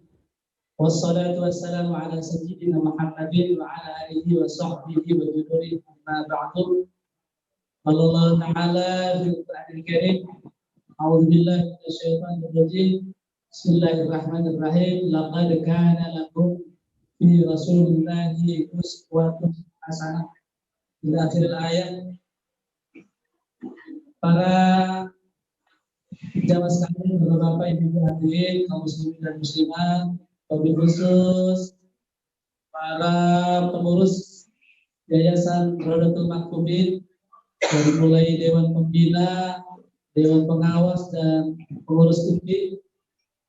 Dewan Pembina tadi sudah kita dengarkan bersama Bapak Ahmad Zoni Watimena. Kemudian ada juga di dalamnya Bapak Narjo, Bapak Amrof Hasani, ya. Lalu Dewan Pengawas Bapak Ahmad Supardi, lalu Bapak Mublis Mairudin, kemudian Pak Joko, yang tadi sudah kita dengarkan bersama-sama, Bapak Dr. Joko, ya, alhamdulillah, ya. Kemudian Bersindi Bapak Budi Santoso, Pak Rafi Akbar dan Ibu Dian Rahmawati, serta seluruh jajaran-jajaran pengurus yang lain. Mohon maaf saya tidak sapa, tidak sebut, tidak panggil satu persatu. Insyaallah yakinlah tidak sedikit pun mengurangi rasa takjub saya, rasa bangga saya, rasa kagum saya kepada Bapak sekalian. Alhamdulillah kita bersyukur kepada Allah bahwasanya pada kesempatan siang hari ini atas izin Allah, atas takdir Allah kita bertemu bersua di tempat ini. Saya juga ingin memperkenalkan, meskipun tadi sudah diperkenalkan oleh seorang pembawa acara, ya. Nama saya Asep Saifuddin dan saya alhamdulillah sudah beberapa lama bergabung juga di sini, ya. Artinya saya juga sedikit ikut ambil bagian meskipun hanya sedikit, ya. Jadi apa-apa yang bapak-bapak sebagai pemimpin sudah lakukan, ya. Mungkin hanya ya remeh sajalah, mungkin hanya secipratan ludah saja, gitu. Tapi mudah-mudahan meskipun secuil, mudah-mudahan ini juga apa yang saya lakukan juga menjadi katakanlah menjadi amal soleh untuk saya secara pribadi, ya. Saya menjadi katakanlah salah satu pengajar yang sebelum ada pandemi biasa ngobrol kita Pak Dr. Joko, ya. Saya juga kangen kadang-kadang dalam bulan Agustus, kebetulan juga salah satu jamaah haji saya, gitu, ya. bagus kapan lagi kita tadi udah kangen juga ya. Kemudian tapi nggak apa-apa, hampir sekalipun online, hampir saya juga tidak absen terus ya. Rasanya ada satu kecemburuan ya, Pak Joni, Pak Joko, Pak Budi. Saya rasa ini cemburu ya, bagi beberapa yang dengan segala keterbatasan Bapak tetapi juga sudah bisa berbuat sesuatu yang besar ya. Sementara saya secara pribadi yang oleh Allah berikan kelebihan untuk menatap, melihat, sementara mungkin sejauh apa yang saya lakukan ini, apa sih? Mungkin zinah mata yang banyak saya lakukan, kemaksiatan yang banyak saya lakukan. Sementara Bapak sudah istiqomah dan berbuat berdiam sesuatu yang sangat besar ya. Mudah-mudahan pada bulan tahun yang ke-37 ya. Tapi kalau kita rentak ke belakang 37 tahun yang lalu, sekitar tahun 1983 ya, Pak Joni ya. Jadi ya, artinya sudah cukup lama dan tadi disebutkan sudah mulai beranjak dewasa. Mudah-mudahan saya kira hadirnya Pak Joko di sini ya, meskipun saya tidak bertemu setiap waktu, setiap saat, mudah-mudahan mungkin melalui sambungan komunikasi, insya Allah saya juga ingin berkenalan lebih dekat. Saya ingin juga berteman, berkawan dengan siapa saja. Saya juga sama Pak Joko, saya berprasangka 1000 sahabat semua tidak terasa, satu orang musuh amat tak menyiksa gitu. Kita ini banyak kawan, banyak teman, banyak sahabat ya. Mungkin saya bisa berbuat di bidang ini, nanti sementara di kawan-kawan yang lain di bidang yang lain juga ya. Mudah-mudahan pertemuan kita pada kesempatan siang hari ini, pertemuan yang senantiasa diridhoi dan diberkahi oleh Allah Subhanahu wa taala.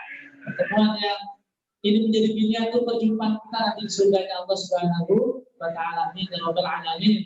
Salawat ma'asalam, salam sejahtera, semoga selalu senantiasa terlimpah curah kesujudan alam bagi Rasulullah Muhammad sallallahu alaihi wasallam. Seorang nabi, seorang rasul, seorang pemimpin manusia ya, dari dunia dan akhirat ya. Dan kita sangat menaruh harapan besar setelah yaumil qiyamah nanti kita akan mendapatkan syafaatul uzma dari Nabi Muhammad sallallahu alaihi wasallam. Amin ya rabbal alamin. Para jamaah sekalian, mungkin 10 menit waktu yang diberikan kepada saya ya. Tapi sebelum itu sekali lagi kita bacakan Fatihah ya untuk para pendiri ya. Saya juga merasa ada satu keharuan ketika melihat kalau orang-orang sudah berbuat sesuatu dengan amal jariahnya gitu, dari ilmunya, dari hartanya, kemudian dari hal-hal yang lain. Sementara kita juga saya secara pribadi belum bisa berbuat apa-apa. Kita doakan untuk para soleh yang tadi ya. Kemudian nanti mungkin ada bapak ibu keluarga yang memang sebagai yang sudah tiada, yang sudah wafat, kita harapkan pada hari ini akan mendapatkan cucuran rahmat ampunan dari Allah Subhanahu wa taala. Bagi yang masih ada, yaitu Pak Joni, Pak Budi dan seluruh Pak Joko dan seluruh manusia lainnya, senantiasa diberikan kesehatan oleh Allah Subhanahu wa taala, diberikan kemudian panjang, diberikan kekuatan lahir dan batin untuk melanjutkan, menestafetkan perjuangan yang pasti, menimbulkan menyisakan pekerjaan rumah buat kita ya. Karena kalau saya mengutip kalimatnya Hairil Anwar, kerja belum selesai, belum apa-apa, selalu memang masih ada pekerjaan ya. Jadi Allah mudah-mudahan kita dapat kita hadiahkan Fatihah ya. Ala hadhihi dunya wa ala dunya salihah wa ila rabbil subhanahu wa ta'ala. Para pendiri Yayasan Daulah Al-Manfid untuk membantu Syaikhul Fatihah.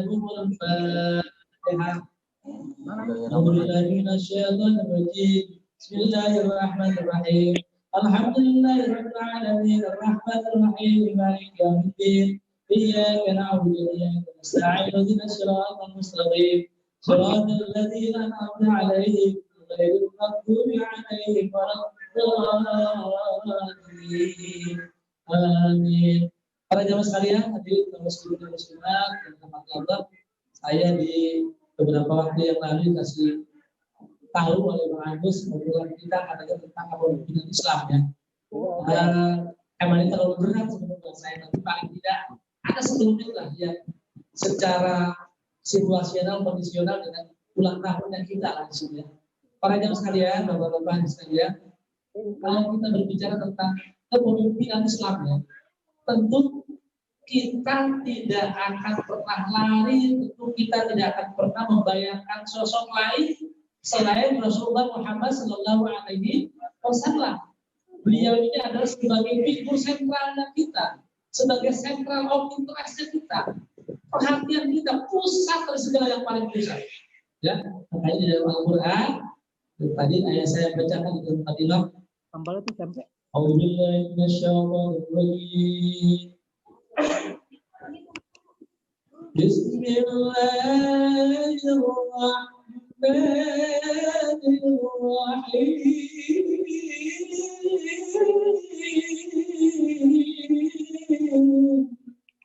Itu enggak kan?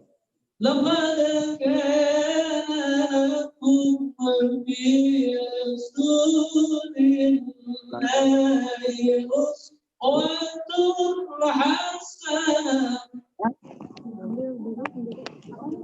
لمن كان يرجو الله واليوم الآخر واليوم الآخر وذكر الله كثيرا صدق الله العظيم لقد كان لكم في رسول الله أسوة حسنة. Sebutlah ada pada diri Rasulullah itu suri tauladan yang baik bagimu. Suri tauladan atau contoh keteladanan yang baik untuk kita semua. Ini bukan hanya satu contoh, seluruh sisi-sisi kehidupannya dari mulai sejak dilahirkannya, bahkan sebelum saat dilahirkan saja sudah peristiwa-peristiwa yang sangat takjuban, peristiwa-peristiwa yang sangat menggempakan, sudah ada kelebihan-kelebihan pada diri Rasulullah. Kemudian masa kanak-kanaknya, masa remajanya, masa sudah tua sampai wafatnya, ini merupakan yang terus-menerus tak habis-habisnya kita bicarakan, tak habis-habisnya, tak ada henti-hentinya untuk kita jadikan teladan. Lalu pertanyaan buat kita, Rasulullah sekarang sudah tidak ada, tapi tentunya walaupun beliau tidak ada, Rasulullah SAW memberikan sebuah pusaka. Ya, taruh tubikum amro inilah tadi lu main sama satu bihima kitabullah wa sunnatu Rasulullah. Aku tinggalkan dua perkara ini kepadamu, jika engkau berpegang teguh kepada keduanya, maka engkau tidak akan tersesat selama-lamanya, yaitu Al-Quran dan hadis. Ya, bahkan Al-Quran itu innaka la'ala khuluqin azim. Sesungguhnya engkau yang Muhammad ini ada sebuah akhlak yang agung, seolah-olah Al-Quran. Nah, Rasulullah sudah tidak ada, tinggal di Al-Quran. Kemudian figur-figur yang lain tentu apabila Rasulullah sudah tidak ada, lalu dibacakan pada saat itu ada Khulafaur Rasyidin, Amirul Mukminin, Abu Bakar, Umar, Utsman, Ali. Kemudian Abu Bakar, Umar, Utsman, Ali sudah tidak ada, lalu dilanjutkan dengan para itu sahabat, tabi'in pengikutnya. Lalu kata tabi'in, lanjut tadi sampai kepada para ulama, para kiai, para habaib, ya. Semuanya para ustaz, para guru-guru agama. Ini mereka adalah al-ulama warasatul anbiya. Ulama itu adalah warisannya para nabi. Ya. Oleh karena itu para jamaah sekalian, dalam kesempatan ini saya memberikan sebuah kata-kata mengajak kepada para jamaah sekalian. Sebab ada fenomena yang ada saat ini, kita ini seolah-olah umat Islam itu al-muslimu mahjubun bil muslim. Umat Islam berhadapan dengan umat Islam. Artinya apa? Satu pihak sengaja membenci para ulama, di pihak yang lain sengaja ada yang cinta terhadap ulama, membenci pemerintah, ada yang benci pemerintah, kemudian juga benci terhadap ulama. Saya mengajak kepada para jamaah sekalian, ayo kita cintai bangsa ini, kita cintai negara ini, kita hormati pemerintahan ini yang sah. Lalu kita juga menghormati, memuliakan para ulama. Ya, para ulama kita cintai karena kuatul bilad kuatul bilad arba'atu asya'. Kuatnya sebuah bangsa, tegaknya sebuah negara itu paling tidak bilannya ada 4. Ya, pertama adalah ilmu ulama, ilmunya para ulama yang ada para ustaz, para kiai, para habaib. Kita jangan melihat pada sisi kurang, pada sisi salah, manusiawi. Al-insanu mahallul khata wa nisyan. Kita ambil baik, jangan lantas mengeneralisir buat sebuah klaim, buat sebuah justifikasi terhadap kesalahan seseorang. Kalau berbicara kesalahan, jika kita menunjuk orang lain, salah satu penunjuknya diarahkan kepada orang lain, tiga penunjuknya mengarah kepada kita. Artinya siapa? Kita lah yang lebih banyak bersalah sebenarnya. Ya, oleh karena itu dalam kesempatan amal singkat ini, mari kita cintai apa namanya hubbul waton minal iman, cinta terhadap bangsa dan negara adalah sebagian daripada iman. Malah saya kadang-kadang mengajar kepada kawan-kawan yang saat ini berada di luar negeri, yang tadinya mendapat beasiswa, sudah menjadi dokter yang Pak Joko ya, mereka sudah enak bekerja di luar negeri, suruh pulang mereka. Artinya apa? Ada satu ungkapan, hujan emas di negeri orang masih lebih baik hujan batu di negeri sendiri. Rumah kita ini, mari kita bangun. Bahkan ketika sedang ada masalah-masalah berat tentang kebangsaan, tentang negara, tentang apa saja termasuk katakanlah di Raudatul Maqbubin. Tadi sudah disinggung oleh Pak Joko, mungkin saja yang namanya perbedaan pendapat, lalu berdiskusi, kemudian perbedaan pandangan manusiawi ya. Liikhtilafil ummah rahmah. Perbedaan pendapat yang antara kita adalah rahmat. Kalau ada masalah, jangan saling menyalahkan. Ada satu pepatah yang menyebutkan daripada kita mengutuki kegelapan, lebih baik ambil sebatang lilin lalu nyalakan. Artinya apa? Cobalah berbuat, ambil sesuatu yang kira-kira kita bisa lakukan, kira-kira begitu. Ya, semuanya punya yang namanya sistematik ini. Sistem ini ada satu kesatuan yang tak bisa dipisahkan. Dari mulai dewan pembina, kemudian dewan pengawas, kemudian dewan adat, seluruh sub-sub yang lain ini merupakan satu kesatuan. Kalau saya buat sebuah ilustrasi kadang-kadang di motor saja itu pentil kecil itu ya. Tetapi kalau tidak ada pentilnya, motor ya Pak Joko ya tidak bisa. Artinya semuanya bagian, semua elemen, semua komponen para pengurus ini semuanya punya peran, punya andil kira-kira demikian. Nah, para jamaah sekalian, oleh karena itu, yuk kita kembali kepada Rasulullah. Rasulullah sebagai manusia biasa, dia sebagai ayah dari anak-anaknya, sebagai suami dari istrinya ya, istrinya kan banyak lebih dari satu ya. Artinya kalau kita menyebut istri saja kan satu Pak Joko ya. Para jamaah sekalian, ini hal yang menarik, bahkan mungkin Pak Joko lebih paham nih, seorang dokter ilmuwan ya. Ada sebuah buku tahun 78 nih. Ini sebuah buku yang dikarang oleh orang non-muslim, orang Amerika yang bernama Mikhail Hart ya. Itu membuat sebuah buku namanya apa? The 100 Ranking of the Most Influential Person in History. Artinya apa? 100 tokoh dunia yang paling berpengaruh. Ini hasil sebuah penelitian, mungkin lebih dari sekedar tanya ilmiah ya. Mungkin lebih sekedar dokter barangkali ya. Lebih sekedar disertasi ini. Ini secara tegas jelas telah memposisikan, meletakkan nama Muhammad Sallallahu Alaihi Wasallam menjadi orang yang nomor 1 dari 100 tokoh dunia yang berpengaruh. Artinya apa? Secara jujur mereka melihat kesalahan pada seluruh sisi-sisi kehidupan. Oleh karena itu, kalau kita ingin menjadi seorang pemimpin, cobalah kita kembali kepada Rasulullah Muhammad Sallallahu Alaihi Wasallam ya. Lagi-lagi saya katakan, seorang pemimpin yang dalam sudut pandang Islam bukan berarti negara Islam ya. Pemimpin Islam atau artinya kepemimpinan dalam sudut pandang Islam itu artinya apa? Pemimpin yang Islam, bukan lantas menjadi kita ingin mendirikan sebuah negara Islam. Saya kira kita kubur saja mimpi kita itu ya, karena apa? Kita ini dengan latar belakang historis yang kita negara ini dimerdekakan, diperjuangkan oleh beberapa etnis, suku, agama ya. Ingat para jamaah sekalian, Yasrib itu yang kemudian menjadi Madinah, Madinatul Munawwarah. Madinah itu adalah kota, Munawwarah artinya kota yang penuh dengan cahaya. Sebutan kota metropolitan. Lalu kata Madinah diadopsi ke Indonesia menjadi masyarakat yang badani. Jauh sebelum Rasulullah hijrah ke Madinah, itu ada sebuah kota mati saja, Yasrib itu. Ketika Islam datang di bawah Rasulullah Muhammad SAW, bukan berarti seluruhnya orang-orang Madinah semuanya beragama Islam.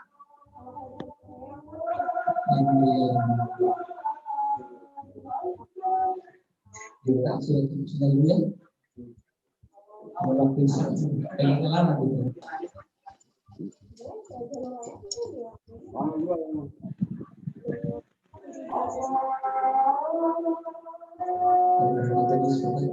Perbanyak aja ya. Jadi orang dari mana lihat, dari mana lihat.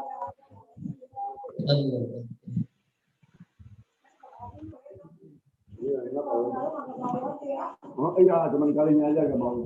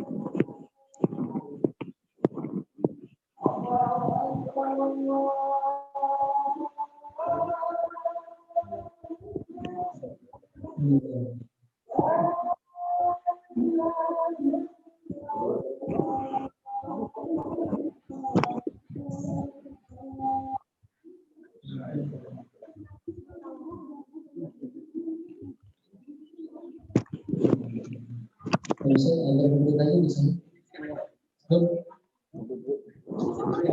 Bentuk lagi ya. Ya baik. Kalau pas sekalian ya, akan sebelum ya. Jadi saya seperti kejar-kejar itu atau saya mau cepat banget ya. Karena waktunya sedikit kan. Teman-teman sekalian, artinya ini kaitannya dengan kepemimpinan. Kan kalau secara efek biasa kan kepemimpinan secara umum lah bisa memimpin bangsa, bisa memimpin negara, termasuk juga kita mengelola anggota publik kan saya juga pegang menjadi contoh juga buat saya ingin sampaikan pada jemaah sekalian, ketika Rasulullah Muhammad SAW menjadi seorang nabi dan rasul di Madinah di Yastrib, itu bukan berarti orang Madinah semuanya Islam. Jangan dibayang-bayangkan bahwasanya negara Islam yang dipimpin oleh Nabi pada saat itu lalu masyarakat itu berbentuk Islam semua, tidak. Pada saat itu yaitu komposisinya kalau ini saya sampaikan sejarah mencatatnya yaitu kaum Muslim, Yahudi dan juga Arab. Ya, Muslimin pada saat itu berjumlah 1.500, bahkan minoritas. Lalu Yahudi berjumlah 4.000 yang beragama yang Yahudi. Lalu yang Arab ini mereka adalah yang fagan-fagannya mencoba berhala. Lalu yang Yahudi tentunya juga tidak berbau ya, bervariasi di sana. Ada suku Nadir, suku Quraidah, suku Kayauna ya, dan beberapa suku-suku yang lain. Itu dibangun kepemimpinan Rasulullah Muhammad SAW. Artinya kalau lihat kepada keadaan bangsa kita, saya kira kalau sampai negara itu juga mengerti tentang sejarah ke belakangnya, lalu bagaimana menempatkan persoalan agama, ya kita harus bisa meletakkan secara proporsional. Agama memberikan sebuah penjelasan lakum dinukum waliyadi. Bagi kamu agama kamu dan bagi aku adalah agama aku. Sudah jelas kok. Toleransi yang dalam pandangan seperti apa sudah jelas. Artinya di sinilah kita contoh pada kepemimpinan Rasulullah Muhammad SAW. Lalu apa Rasulullah SAW itu jujur sejujur-jujurnya, ya. Umur 25 tahun saja sebelum beliau diangkat menjadi Nabi dan Rasul pada usia 40 tahun, itu sudah bergelar Al-Amin. Al-Amin itu ada sebuah gelar untuk orang-orang Arab pada saat itu kepada Nabi Muhammad SAW, yaitu orang yang dipercaya. Bahkan 3 tahun 30 pada usia 30. Dalam nyanyian itu ada disebutkan itu. Pada usia 30 beliau persatuan bangsa. Artinya persatuan bangsa itu apa? Saat itu ada persoalan yang luar biasa, nyaris terjadi pertumpahan darah ketika ada pemunggaran Ka'bah, ada terjadi banjir. Lalu yang menjadi persoalan bagaimana cara memindahkan kembali batu Hajar Aswad, batu suci, batu yang dianggap sangat penting ya, kemudian ke posisinya. Nah, para kabilah-kabilah pada saat itu mereka menganggap saya adalah suku yang terhormat, saya kabilah yang lebih mulia, saya yang lebih kuat. Harus terjadi pertumpahan. Ada ketika itu adalah Umayyah bin Mughirah, salah seorang tokoh saat itu, dia berpendapat begini saja saudara-saudara sekalian, kita tenang terlebih dahulu yang melakukan aksi apa-apa. Persoalan ini kita serahkan kepada seseorang yang siapa orang yang esok pagi pertama kali masuk ke dalam Baitullah, dialah yang akan memberikan usulan persoalan ini, yang memberikan keputusan ini. Akhirnya bisa diredam ketika itu. Lalu singkat cerita esok pagi, persoalan masih panas, masih konflik. Ternyata yang masuk ke Baitullah pertama orang yang datang ke Ka'bah itu adalah Muhammad, ya. Muhammad seorang belum jadi nabi, baru usia 30 tahun. Itu orang-orang belum mengambil keputusan, saya sudah merasa puas. Wah, nggak apa-apa kalau dia yang ngasih keputusan, nggak apa-apa kalau Muhammad yang ngasih usulan. Orang sudah merasa enak. Kenapa? Dia memang orang yang jujur, orang yang baik. Gitu ya. Lalu apa? Dia ambilkan kain yang besar, kain kiswan, lalu Nabi Muhammad ketika itu 30 tahun meletakkan gendongnya, menaruh wajah Hajar Aswad di tengah-tengah kain. Lalu apa? Seluruh kabilah-kabilah, seluruh suku-suku diperintahkan untuk memegang sisi-sisi kain. Subhanallah, mereka rasa puas, adil terhadap keputusan itu. Kita juga mestinya ketika menjadi seorang pemimpin, ambil sebuah sikap yang kira-kira matang. Kita tegas tapi bijak. Tegas dan bijak. Dan juga Nabi itu luar biasa. Memberikan amnesti, memberikan buah ampunan, maaf yang luar biasa. Ada seorang perempuan namanya Hindun. Hindun ini pernah memakan hatinya Hamzah pamannya Rasul. Dalam satu perang Rasulullah pamannya Hamzah itu wafat dan hatinya dipunya dimakan itu. Oleh siapa? Namanya Hindun. Ketika terjadi Futuh Mekah, pembebasan kota Mekah, ya Nabi sudah 2 tahun menjelang kematiannya. Orang-orang Madinah dibawa oleh Rasulullah ke Mekah. Saat itu berburu-buru datang. Lalu apa? Dikuasai lah semuanya. Artinya Mekah saat itu sudah dikuasai oleh Islam, oleh Nabi Muhammad SAW. Sampai dia berdiri di hadapan Ka'bah. Apa yang diucapkan oleh Nabi? Orang-orang sudah mencakap ketakutan. Siapa yang saat ini berada di Baitullah di Makkah, maka dia akan tidak kenapa-napa, artinya akan diampuni oleh Nabi. Kemudian dia akan selamat, begitu bahasanya. Tapi ada bukti, ada bagian-bagian orang yang tidak selamat. Lalu apa yang diucapkan? Siapa yang saat ini di rumahnya Abu Sufyan? Abu Sufyan itu pemimpin mereka. Apa yang saat ini sedang berada di rumah Abu Sufyan, mereka semuanya adalah selamat. Artinya selamat juga tidak diapa-apakan, tidak dihukum, diampuni. Lalu siapa yang saat ini sedang ada di rumahnya masing-masing, semuanya akan selamat. Subhanallah, artinya diampuni oleh Nabi Muhammad SAW. Idza jaa Nasrullah wal fath, maka datanglah berbondong-bondong orang masuk Islam, termasuk Hindu. Diampuni, dimaafkan sampai Hindu masuk Islam. Bahkan ada satu namanya si pemegang kunci Ka'bah itu, Utsman bin Tolhah. Utsman bin Tolhah itu beberapa belas tahun yang lalu, ketika Nabi masih di Mekah, wahai Utsman, saya pinjam kuncinya, saya mau masuk ke Baitullah. Jadi orang ada satu kebanggaan mereka itu memegang kunci Ka'bah itu terhormat. Yang memegangnya adalah Utsman bin Tolhah. Ya. Lalu kata Nabi pada beberapa belas tahun yang lalu, Utsman tolong saya pinjam kunci, saya mau masuk ke Ka'bah. Saya mau ibadah di situ. Lalu kata Utsman tidak bisa, merasa penguasa gitu ya. Lalu kata Nabi Muhammad saat itu, wahai Utsman, suatu hari nanti, suatu saat nanti kamu akan saksikan bahwa kunci Ka'bah yang kau pegang akan kau berikan kepadaku. Dan setelah itu aku akan serahkan kepada siapa yang aku sukai. Lalu Utsman mengatakan, suku Quraisy maka akan terhilang. Tidak, justru terhormat. Nah, pada saat Futuh Mekah itu pembebasan kota Mekah, orang-orang diampuni, Hindu diampuni, termasuk apa? Utsman serahkan kuncinya. Diserahkan itu kuncinya kepada Rasulullah Muhammad SAW. Setelah itu apa Bapak-Bapak? Mungkin ingat ucapan Utsman, tapi ucapan Nabi, ini pasti yang akan diserahkan. Kalau misalkan kita jadi penguasa, pasti kita nepotisme ya. Kita serahkan ke adik kita, teman kita, saudara kita, siapa saja orang terdekat dengan kita. Koncoisme. Ternyata tidak Bapak-Bapak. Dipanggil lagi Utsman. Ta'alilahu nasirin. Saya serahkan kembali kunci Ka'bah ini kepada-Anda. Tidak akan pernah kami ambil, tidak akan pernah kami rampas oleh orang-orang itu. Subhanallah, akhlak Nabi ini huruf akhlak yang sangat mulia. Jadi kita ambil pelajaran apa Bapak-Bapak? Kalau kita berbuat baik dengan orang lain, ini akhlak yang terpuji.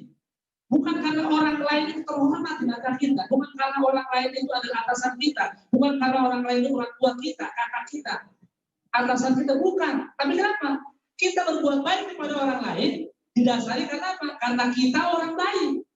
Kalau orang baik dengan siapa pun baik, terhadap binatang saja baik kan? Luar biasa alam Rasul ini kan bisa kita ambil pelajaran dan kita dalam memimpin kan gitu.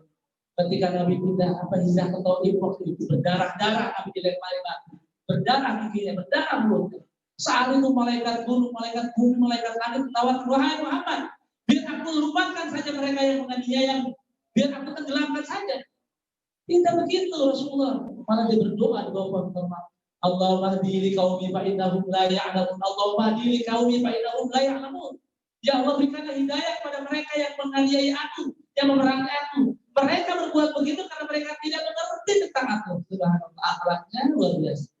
Dilempari batu, dibuang kotoran, cari tahu kotoran dia mana seluruhnya. Ini artinya para jamaah sekalian, yuk kita kembali kepada baitu Muhammad sallallahu alaihi wasallam. Kita ambil contoh teladan-teladan baik di dalam mimpi, di dalam apa saja semuanya lengkap. Ya, jangan jadikan tokoh-tokoh lain dalam diri kita selain Nabi Muhammad sallallahu alaihi wasallam. Ya, saya kira itu barangkali mungkin di waktu yang lain kita akan lagi berjuang. Langsung berdoa. Baik, Bismillahirrahmanirrahim. Rabbana ya karim wa ya Allahumma salli ala sayyidina Muhammadin wa habibina syafi'ina wa ala Muhammadin wa sallim wa sallim tabaraka wa ta'ala ala kulli sahabati sayyidina Rasulillah. Amin ya rabbal alamin. Alhamdulillah. Hamdan da'imin, hamdan yu'affi ni'amahu wa yukafi mazidah. Ya Rabbana lakal hamdu wa lakal syukru wa lakal mulku kama yanbaghi li jalali wajhikal karim wa 'azimi sultanik.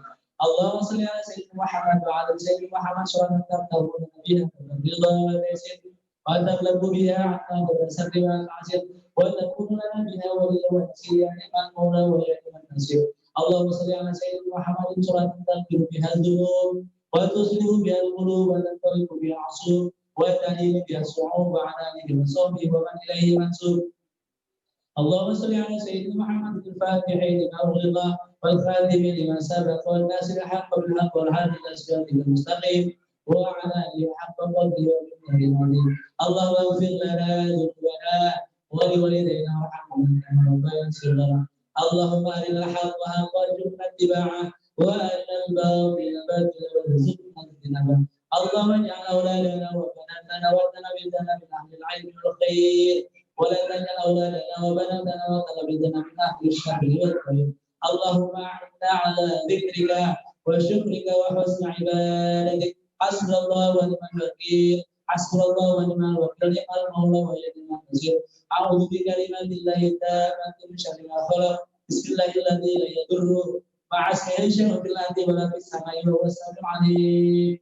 اللهم انصرنا يا الله فإنك خير الناصرين، وافتح لنا يا الله فإنك خير الفاتحين، واغفر لنا يا الله فإنك خير الغافرين، وارحمنا يا الله فإنك خير الراحمين، وارزقنا يا الله فإنك خير الرازقين، وهدنا ونجنا من القوم الظالمين. ربنا تقبل منا إنك أنت السميع العليم وتب علينا إنك أنت التواب الرحيم. ربنا لا تزغ قلوبنا بعد إذ هديتنا وهب لنا من لدنك رحمة إنك أنت الوهاب. ربنا هب لنا من أزواجنا وذرياتنا قرة أعين واجعلنا للمتقين إماما. ربنا آتنا في الدنيا حسنة وفي الآخرة حسنة وقنا عذاب النار. وصلى الله على سيدنا محمد وعلى آله وصحبه وسلم. سبحان ربك رب العزة عما يصفون وسلام على المرسلين والحمد لله رب العالمين. Kurang lebihnya mohon maaf. Billahi taufiq wal hidayah. Wassalamualaikum warahmatullahi wabarakatuh.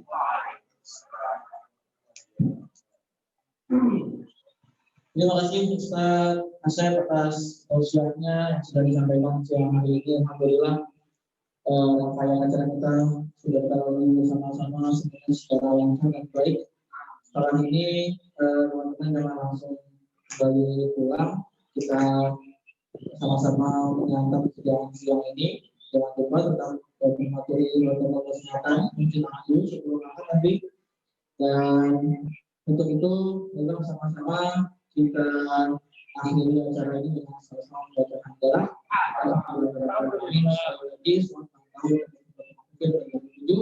Dan frekuensi kemudian mohon maaf.